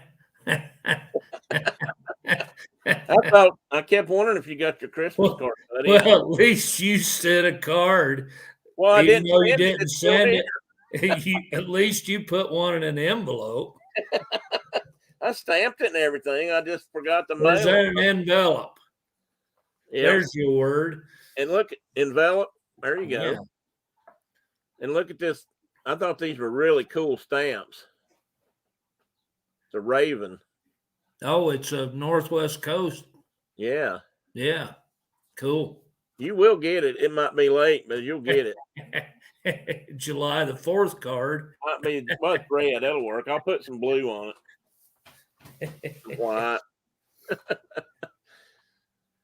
How's Carol or how's Mike and Val today? Mike is a connoisseur of fine bourbons and other whiskeys. I think I can say that out loud.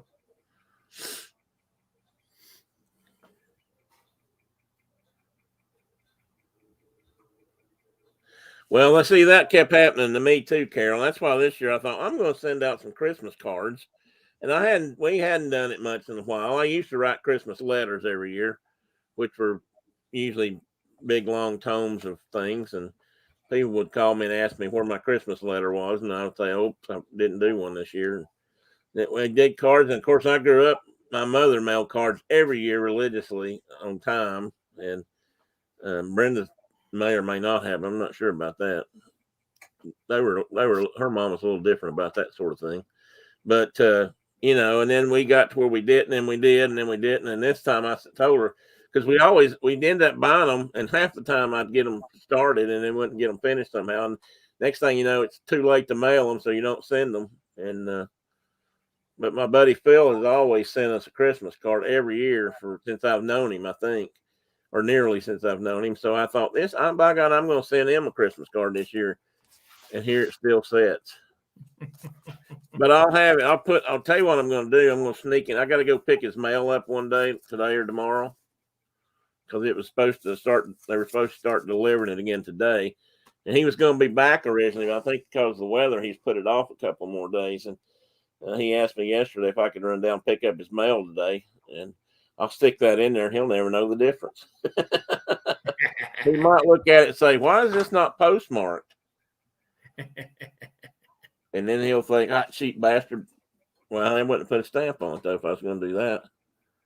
I just thought I wanted to make sure you got one because I thought this stamp was cool. Drinking bourbon-flavored coffee.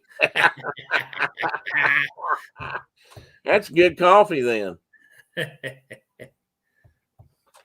Cheers, Mike.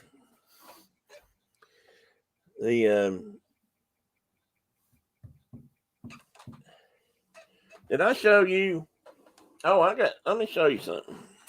I have this. I'm give up on the words. I can't remember them right now. Anyway, what was the one we just said? We could discuss that one real quick. Envelope. Envelope, yeah. Envelope, envelope.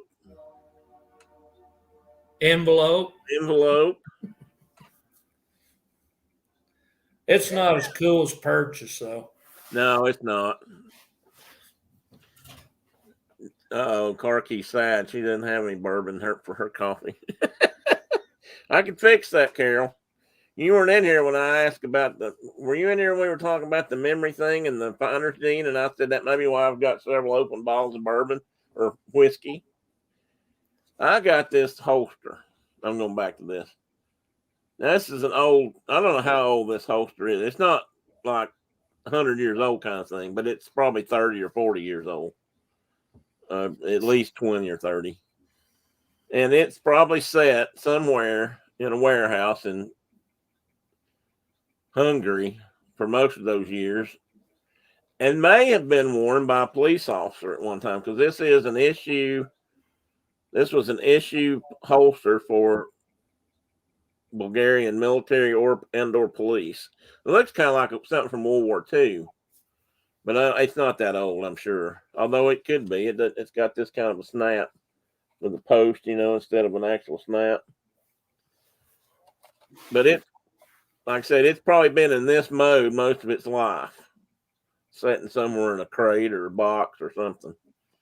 And it came with I bought a surplus handgun one time, and because I like things like that, and it's cracking, and it's old enough that it's from being folded over for so long and sitting there, it's cracking. It needs a drink of oil. Well, that's what I've been trying to do to it. I've been putting oil on it. The cracks are there. They're going to be there forever. I know they're not gonna heal.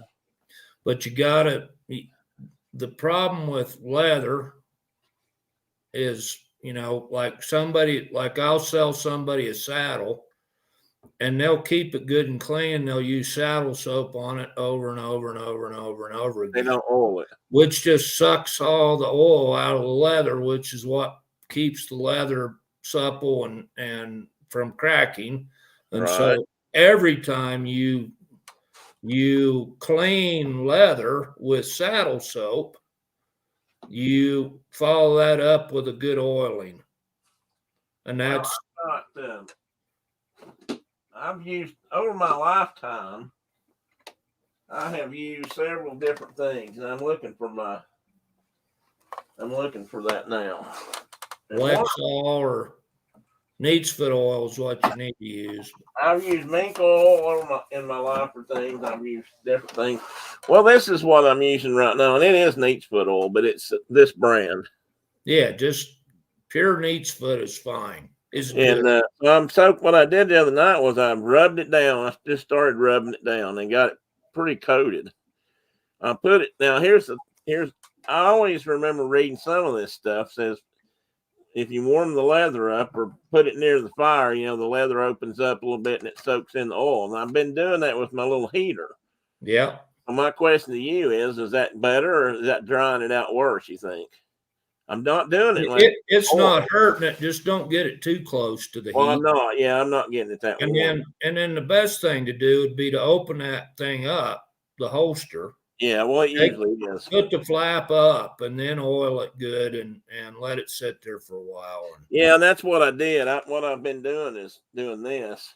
But cracked leather's cracked leather. I knew I couldn't fix that. I'm just trying to figure out if it was actually going in or not. Yeah, it's soaking in. And I take another. Put it on both sides too.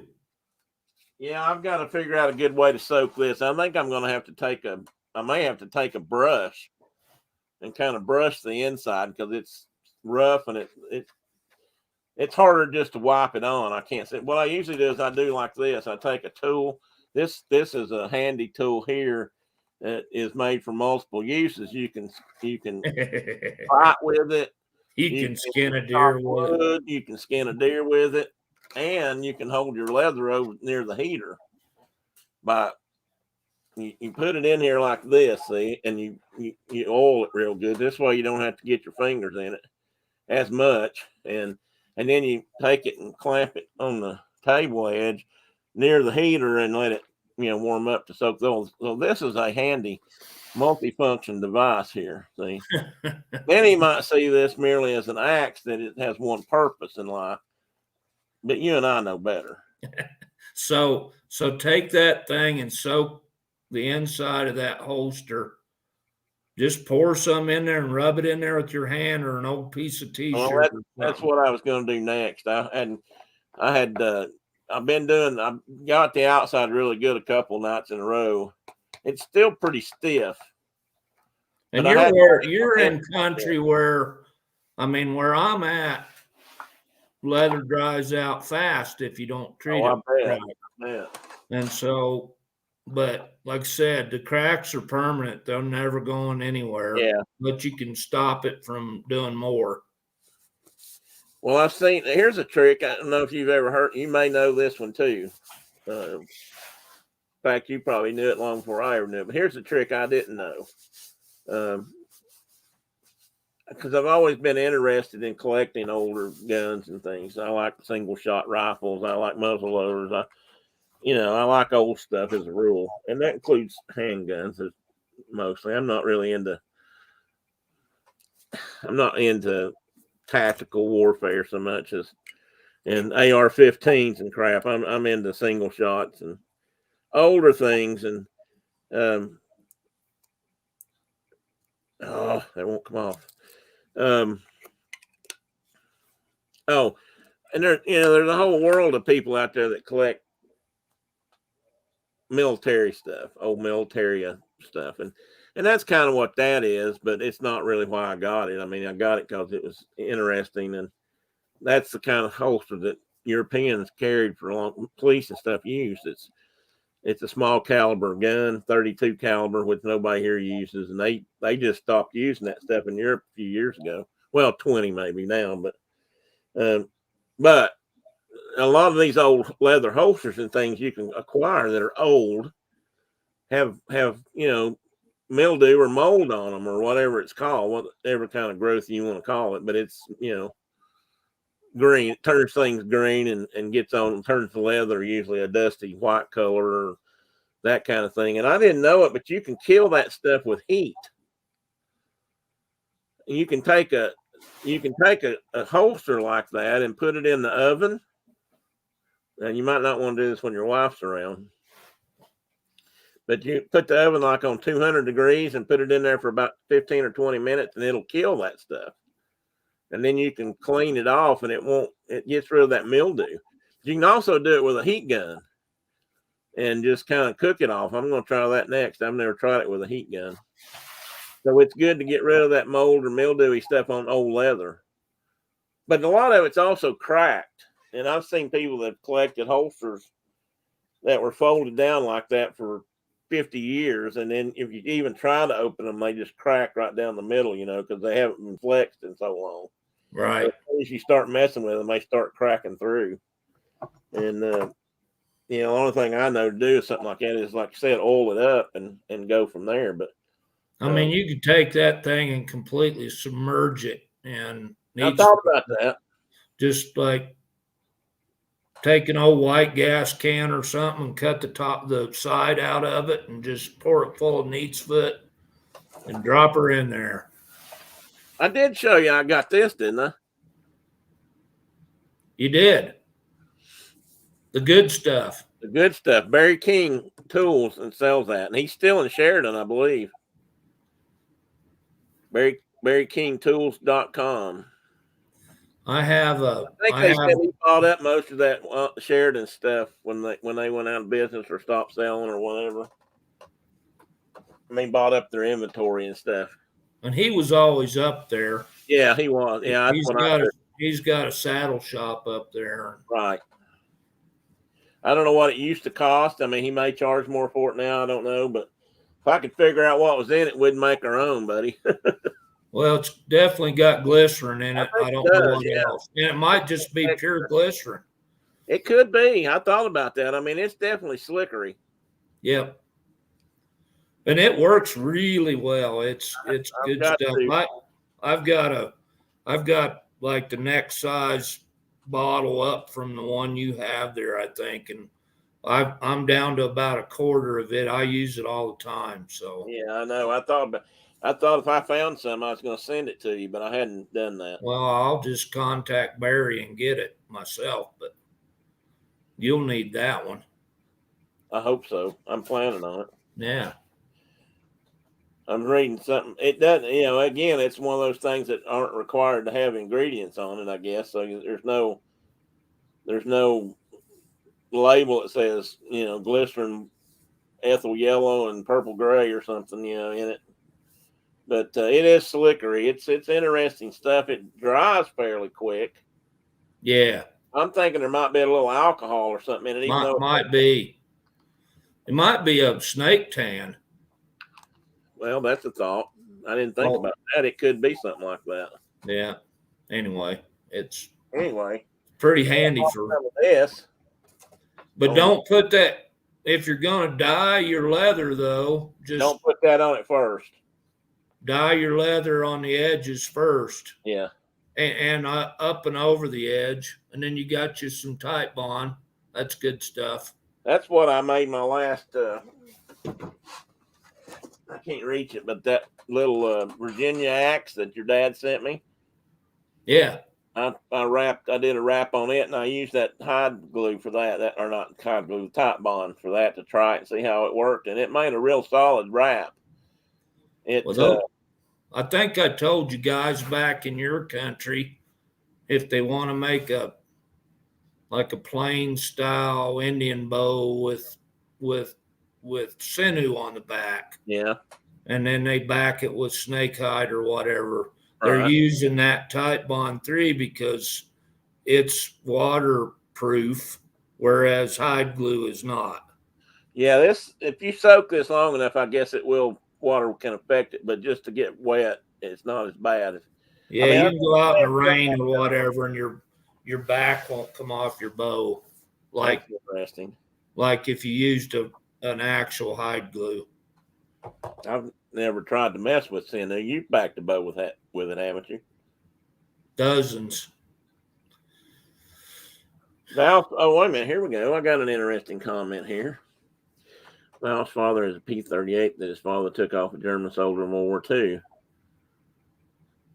Oh, wow. It had pearl handles. Well, yeah, it wasn't a common soldier's gun. Then That's cool. Yeah, that is interesting. If you're ever interested in learning about something like that, Mike, there's a couple of great websites out there that deal with a lot of things about collectible stuff from that era. I don't necessarily collect Nazi memorabilia, but there's still a fair bit of it out there. But they give a lot of good history on those kind of things, and you can usually tell you by serial numbers, when it was made, where it was made, and maybe even who it was issued to originally. We need to talk about that, Mike, because I'd like to know. I'd like to ask you a couple of questions about it. I'm more fascinated by just the history part of it, and the markings on it and stuff like that can really tell you a lot about when it was made, where it was made, and that kind of things. And so I'd love to talk to you about it a little bit more. I'd love to. I'll send you a text, Mike. I'll send you something on Instagram, and because I'd love to see it. I've known people. My uncles used to have a really interesting gun that came from Germany. I think probably World War I, because that's when my grandfather was over there. And it was a drilling. If you know what that is, Mark does, I think. It's a 3-barrel. Hey, Laura Jean. Good morning. A drilling was a 3-barrel rifle gun. Literally, it was a rifle gun. That had shotgun barrels usually on top and a rifle barrel below. Maybe some of them had the rifle barrel on top too, but the ones I've seen were the rifle barrel was in the middle below.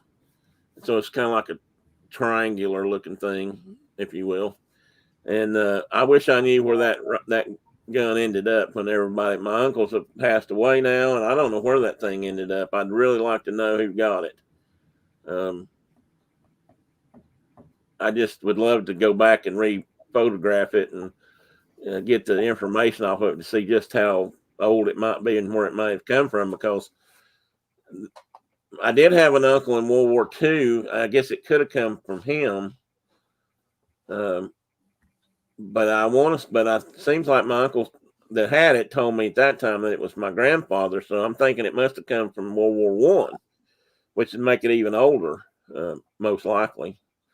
So I wish I could go back in time and figure out a way to get my hands on that thing, or to at least document it, because I don't know what happened to it. It may still be sitting over in a corner of a house somewhere. It's abandoned for all I know. I guess I ought to check. It's probably strung up in the corner. I don't think it'll warp like a bow, but it might after enough time. The buttstock end up off to one side. Okay, my buddy, we'll talk about that. I'd love to. Like I said, I know just a little bit. Oh, I know about some daggers too.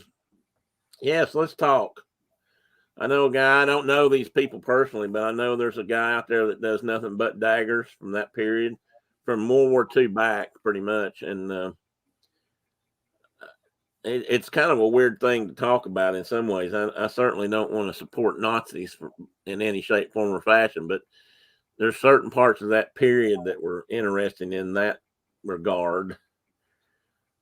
I don't know how you attach. I'm not sure how you attach all that stuff without some ill feeling, but something like that I can see. But like I said, that rifle, that grilling as they called them, was really cool. It seems like it had hey buddy, come here. Carol's been looking for you. Say hi, Miss Carol. I just got up and I wanted to say hi. You want to say hi? And he don't talk to most people. Brenda says he must talk to me because I talk to him a lot, but see, that's just what we do.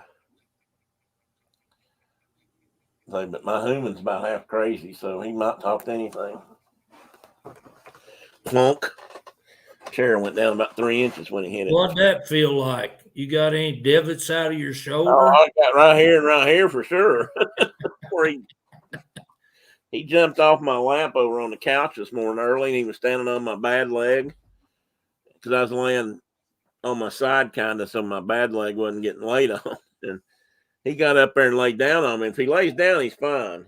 But when he stands up, his little feet are like putting 200 pounds of pressure per square inch or something.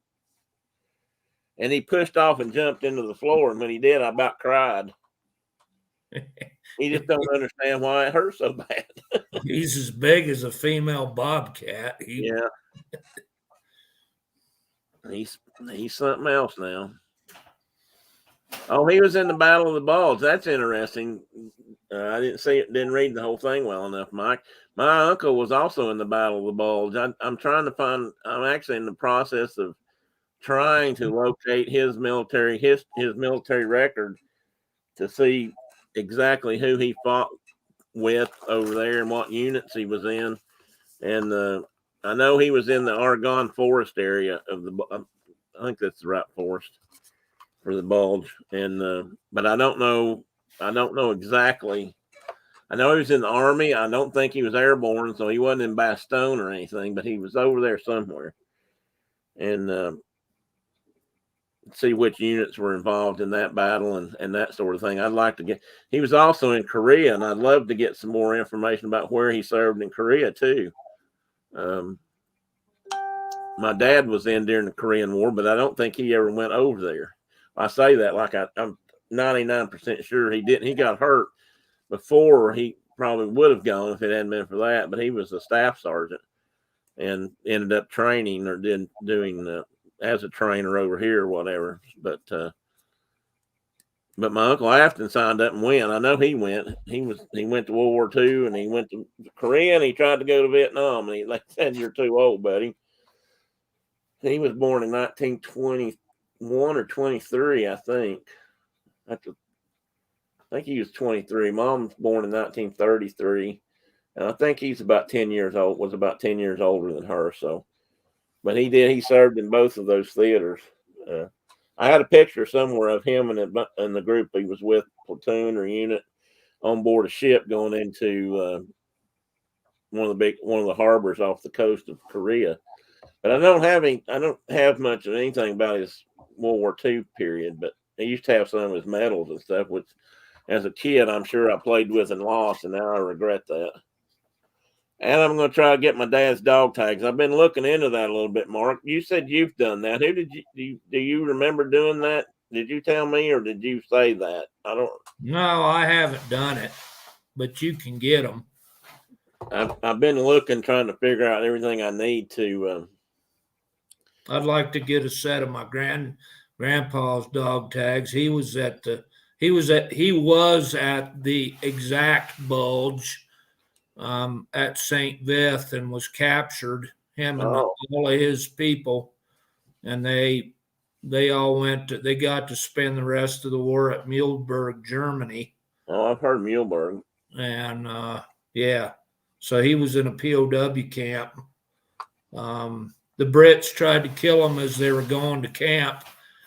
They were in railroad cars and got bombed. They were being transported, and the Brits were bombing that train, and the train stopped, and somehow they got out of their car and laid their blankets out in a big US and survived. That Kurt Vonnegut that wrote Slaughterhouse-Five, yeah, he was in the same unit as my grandpa. So really, the 106 Golden Lions. They'd been in combat for 2 weeks, and they were put on the line because it was a quiet spot. And that's exactly where the bulge occurred. Was right where they were at, which was just south of Bastogne. So Bastogne is maybe 20 miles north, and anyway, Grandpa never had anything good to say about the war. He never said anything about it, actually. Well, yeah, most of them didn't. And like my uncle, unfortunately, passed away before I realized what I was losing there in terms of I hate to say it this way, a resource, but I would like to have talked to him more about. I've just fixed my name there. As I get close to signing off. I wish I had. I mean, growing up, it's sad because when I was growing up and too young to know better, I heard bad stuff about my uncle. He was bad to drink, and he was. And, I probably know why at this point in my life. But, and that's pretty much all I ever heard. And then some people in my family like to talk about it. He said he got dishonorably discharged and run out of the Army, but that's not true. My mom found that out when she started helping him get into she may have already known it, but I had some mean cousins. I guess they just thought that was funny. But, he served, like I said, he served twice and was honorably discharged both times. But anyway, I didn't know enough to ask him. And, I don't know if he talked about it much, but when he got a little bit older, he did talk about it a little bit. And so I wish I had asked him more. I really do. And when I started to want to write these things down, it's when these relatives of mine started passing away, and I missed so many stories. If they had talked about it, what is Tina saying here? Her dad was born in 28.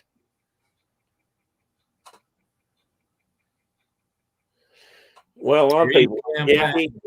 Yeah, he did, Tina. He must have been even at the end of World War II. He still couldn't have been more than 14 or 16 at the most. Now, I think that happened more often than not. And there were recruiters back then that were known for overlooking that sort of thing or helping you fix it. I used to know a guy that had done the same thing, and he was in after most of that stuff happened, kind of between Korea and Vietnam, I think, and he lied to get in. and they figured out a way to help him along. But Mark's dad spent 10 years. Well, was a 10-year Marine and spent 3 tours in Vietnam, didn't he? Or 2? 2. He had his orders to go back again, and he said he figured that was enough,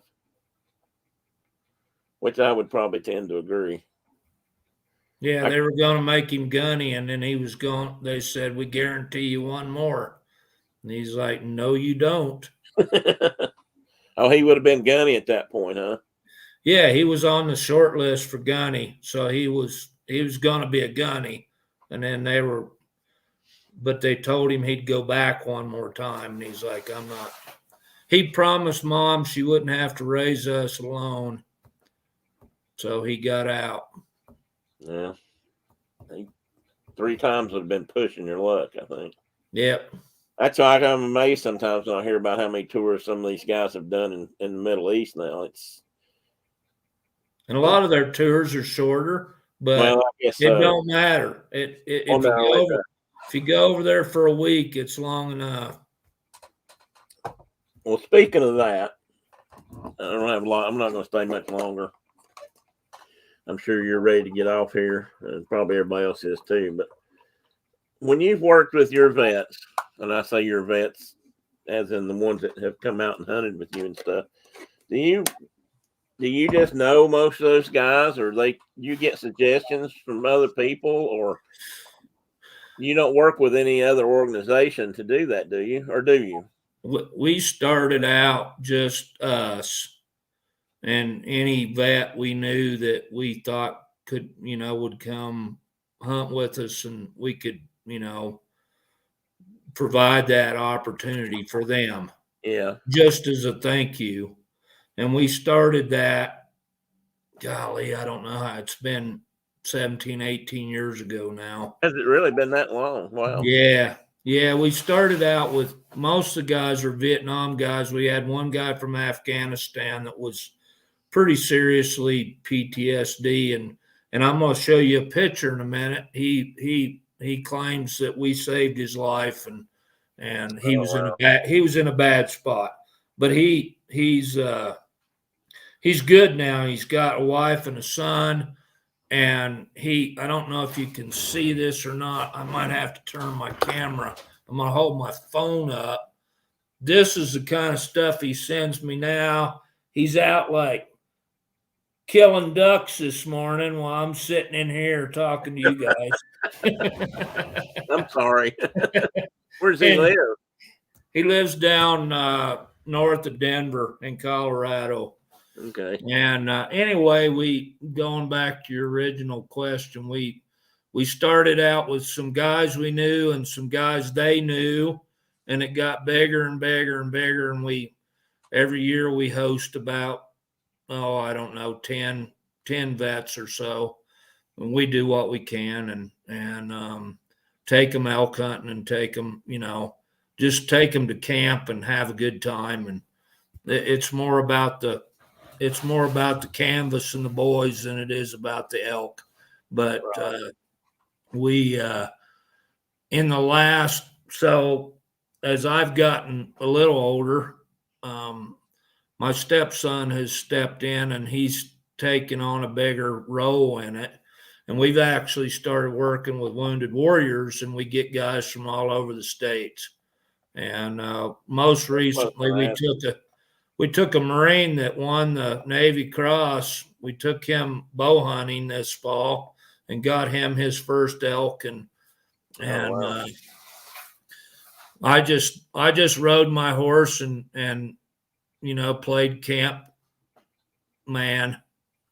I started to say something else, but I cooked and kept the fires going and packed a little meat on my horse, and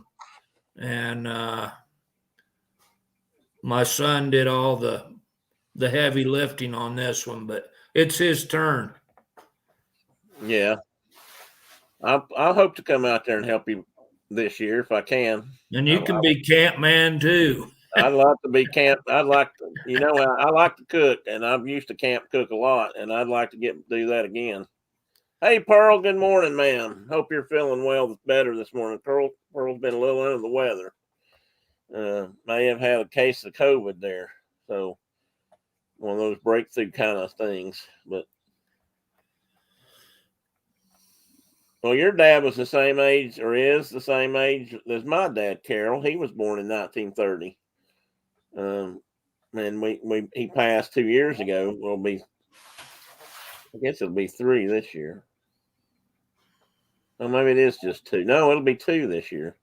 And but he was in the same time period. My dad was in the Guard, and then they called the Guard up for Korea, a lot like they've done in the last 20 years with the Middle East stuff. A lot of Guard units have gone over there. My former son-in-law, was called up from in Knoxville Guard. He worked on trucks and things, or he was I guess they were like a mechanical group or transportation group or whatever they were called. But he was over there driving a big wrecker, the kind they move tanks with and that sort of stuff when they need to.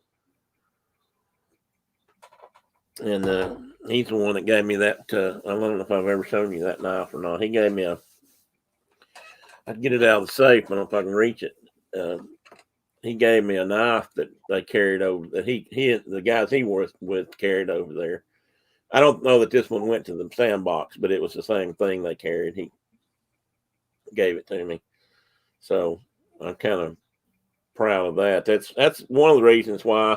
I know this is probably a silly thing to some people, but that's one of the reasons I've been buying these knives that I have been collecting lately. Oops, my computer is typing it. My phone is trying to send a message. That's not good. Rise of the machine. Getting rid of that. I just typed about 4,000 G's on there. That would look funny. Okay, Pearl. This knife is that Septimo, and it's named after, I think, the 7th Infantry or 7th Cavalry or Air Division. I can't remember which it was, but this company, CRKT, is doing this with veterans, and they get a certain amount of the profit. They get profit from it. The designers, the vets are the designers, and most of the vets that are doing this make knives, so you can buy a knife like this directly from that guy. Of course, you'll pay a lot more for it because it's handmade. But CRKT is making these and branding them and selling them, and they give proceeds back to the veterans. Well, that ain't none of that silly. No, I know, but I think people think, well, that's not there is a movement, as there always is. You know this as well as I do, but there's always this movement or this group of people that want to collect more expensive things that if it's not a certain price, it seems like it's not worthy, if you know what I mean. And this knife, while probably not made, this particular knife may not be made here. It's designed and sold by a vet. And the fact that they sell it and then give money back to those guys and to organizations of their choice. I think the guy that designed this knife, I think the proceeds from this one go to the Green Beret Association or something like that. And, so there's money going back to them. So I figured that's a worthy cause.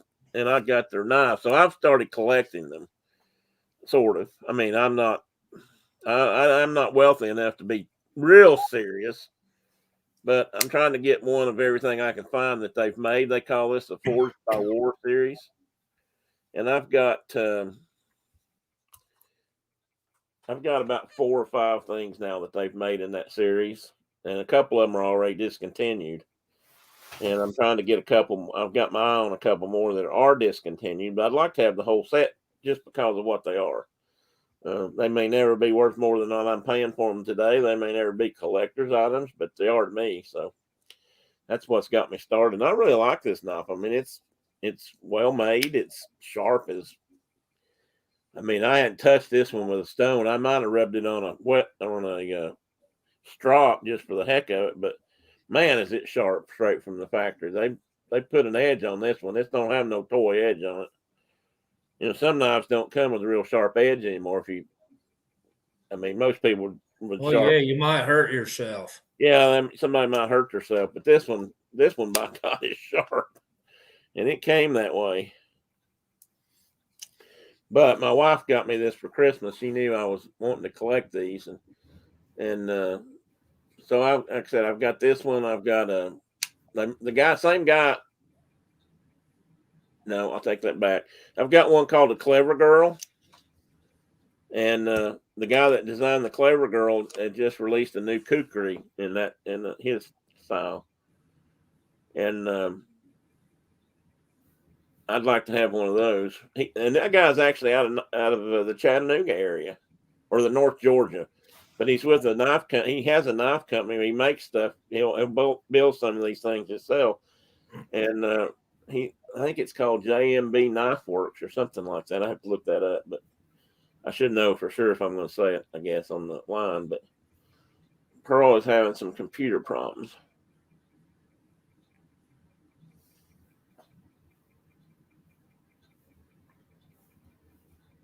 Oh, is that right, Pearl? I did not realize that the astrological positions affected, which I guess makes sense that they would.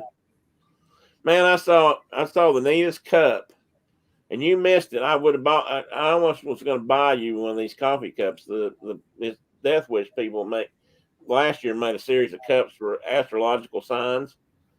And they had the neatest cup that had bows and arrows on it. It was made for Sagittarius, I believe. And but your birth date wasn't the right time. But I started by it for you anyway because it was such a cool sign, logo on the cup, just because of what it was. Anyway, that's it on the veteran subject again. I mean, you guys are that's a great thing, I think, for a lot of vets to be able to get out and reconnect. Well, we take a few. We can't.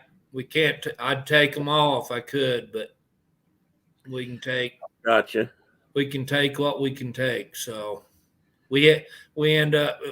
The cool thing through Wounded Warriors is that we can actually buy a license for them and give them a license versus just, if the guy's a Wyoming citizen, then he can get his own license and we take him hunting.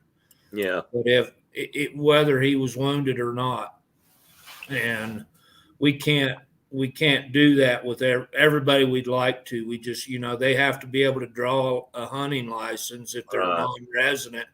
They got to be able to draw an elk license if they're not working through Wounded Warriors. So most of the guys we've been taking in the last 10 years are disabled vets.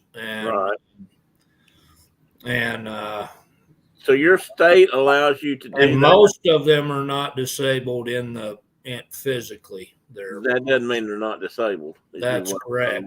That's very correct. So, I heard somebody say everything I've ever heard about Wounded Warriors has been good, positive, but recently I heard somebody, I don't know where I didn't hear, I saw, and I would want to challenge them on this, but I don't know who it was now. But they were saying that they'd heard some bad stuff about Wounded Warrior and the funds they raised, but I've not heard that, and I don't like to hear rumors like that unless they're verified. I mean, sometimes fundraising things do turn into that, but I'd like to think that's not it. Well, we've heard some stuff about the overhead and that's usually where it's almost always that kind of a deal. And only this percentage is actually going to help vets and the rest of it's overhead. And they're big enough now that they probably have some of those issues. Well, they probably do. Everybody does. And everybody, it's the same. It's the same with conservation groups like Rocky Mountain Elk Foundation or Turkey Federation, or they get a little too big for their britches eventually, and they end up like a bunch of that goes to overhead, and it just seems to be the way of things. But we've had nothing but positive experiences working with these guys, and they're so good about finding us vets and finding, the right guy for us. And we've not had any issues like that at all. But I used to do something, and there may be some other folks in here who know. Hey, Dave, welcome back. Uh, and when you work for a federal agency, there are some rules and restrictions on giving money and doing money. I mean, there's all kinds of laws about some of that, and most of it is to try to prevent some of the corruption that goes on, and those kind of things or those choices. But one of the nice things about it was you get a list every year of charitable organizations that belong to a group whose name right now I can't remember, but they're all federal government approved and or investigated, vetted charities. And I used to we can pick from the list, and each one of them gives that kind of information. How much actually goes to this, and how much do they spend on advertising, and because there's some organizations that end up spending more on advertising than they do on the actual charity. And you have to that's things you need to kind of watch out for, that and just their salaries. But what you're saying is that a double-edged sword in its own way, because a group like Wounded Warriors probably started out pretty small, and they had to grow to get the outreach they wanted and things like that. And the downside of that is the bigger they get, the more it costs to run the organization. So in some ways, it is a catch-22. I mean, you kind of cut your nose off to spite your face in a way. And I think there's a lot of groups fall afoul of that. I mean, it's a little different situation, but look what happened with the NRA. I mean, they're still trying to get that squared away. And I'm not sitting here bragging on the NRA because I don't agree with most of the things they do. But, they found out that a lot of the money that people were sending into them was going to support these executives.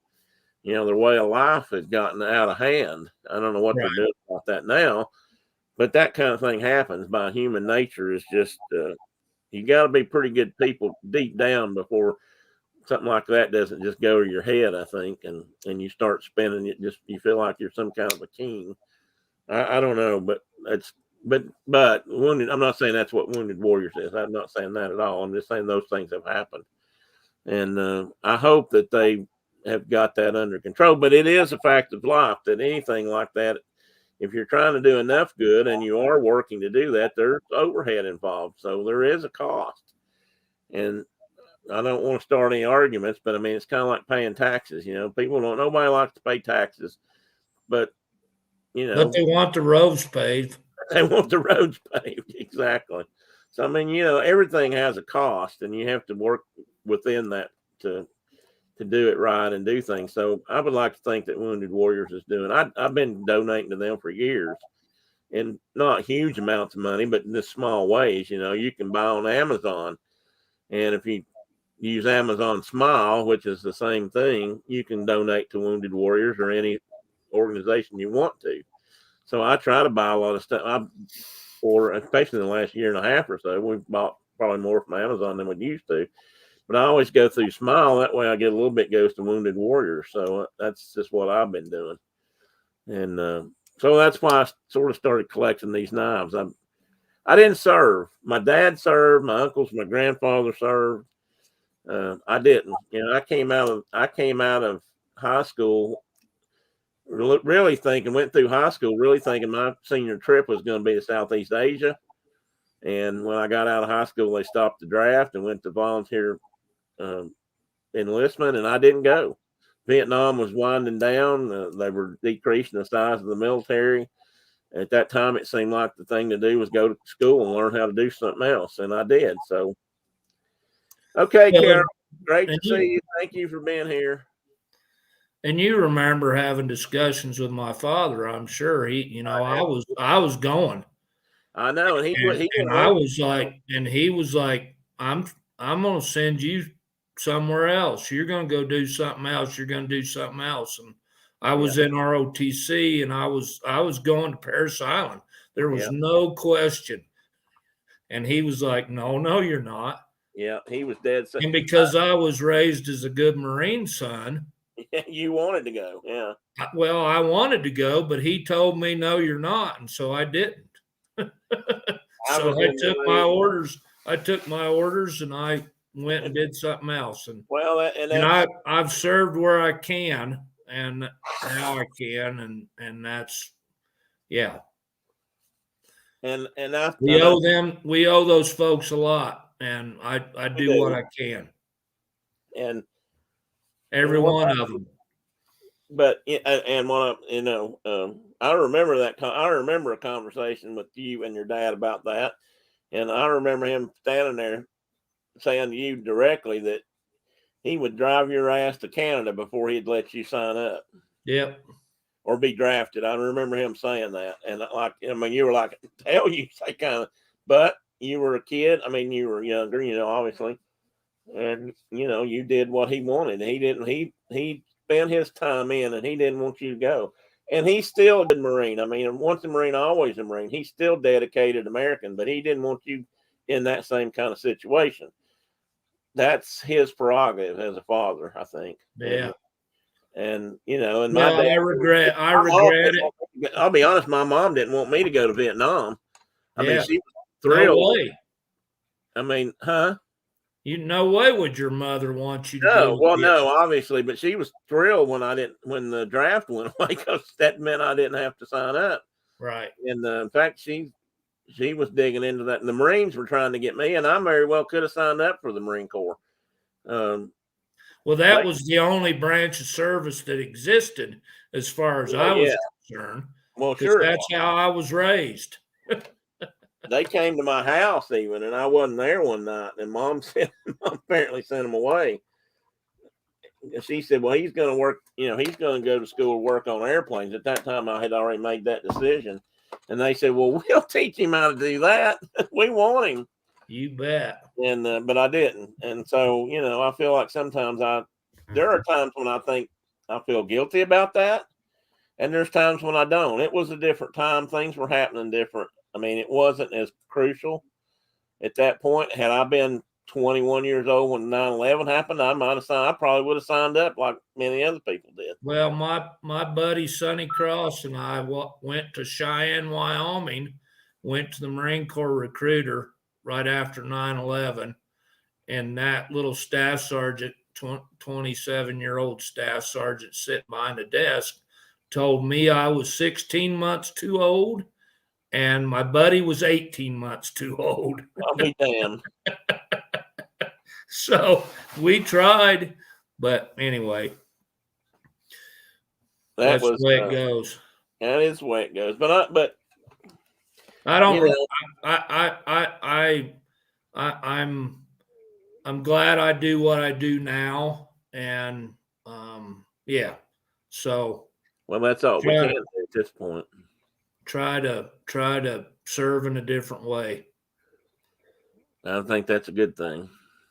And I served the people of Wyoming for 27 years. So, well, I served the people of America for 20-something years too, and I feel like that was service in its own way. That was good service.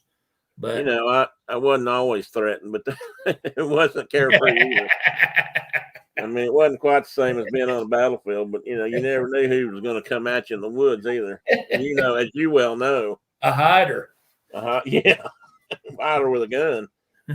He's got his squirrel rifle, but or the old lady at we had an ag track.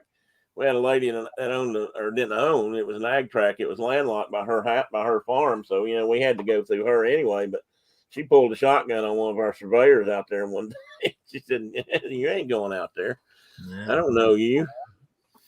So you had to be cautious of these things. But anyway, don't you leave. I'm going to appreciate. Well, I'm going to have to pretty quick. I got animals to feed. Well, I'm going to let you go just in a second, but I'm going to come back this time. I promise. I don't believe you. I don't believe you. You're going to hang up and then you're going to go. I might have to run to the bathroom real quick, but I'm not going to leave. Last time, folks, Mark was here. I said, I'll be right back. I shut him off and said bye, and then I forgot him. I had to run to the bathroom, and then something happened, and then I thought, oh, God, he was already gone. Anyway, it's time to go. We've been here a long time. Mark, love you, brother. I appreciate you being here, and whether you think it or not, people love to have you on. And thanks for listening to our ramblings. Yeah, and I hope I don't bore you too much anyway. we can talk. We'll get something more exciting yet. One of these days we'll get there. But we can talk about Eocene fossils in southwest Wyoming or something. Now that we should do. that needs to come up. So think about that. And but anyway, thanks everybody for that's still here. Thank you for coming today. Thank you for signing up. Many thanks again, and really appreciate you guys. And we'll see you again next week. And I was going to let Mark go, and I didn't. So bear with me just a moment, Marcus. I can't do it there. I have to do it here. So goodbye, everybody. See you next week. If nothing happens, and I don't think it shouldn't happen. Good Lord's willing and the creek don't rise, we'll see you right here again on Saturday Morning Shine.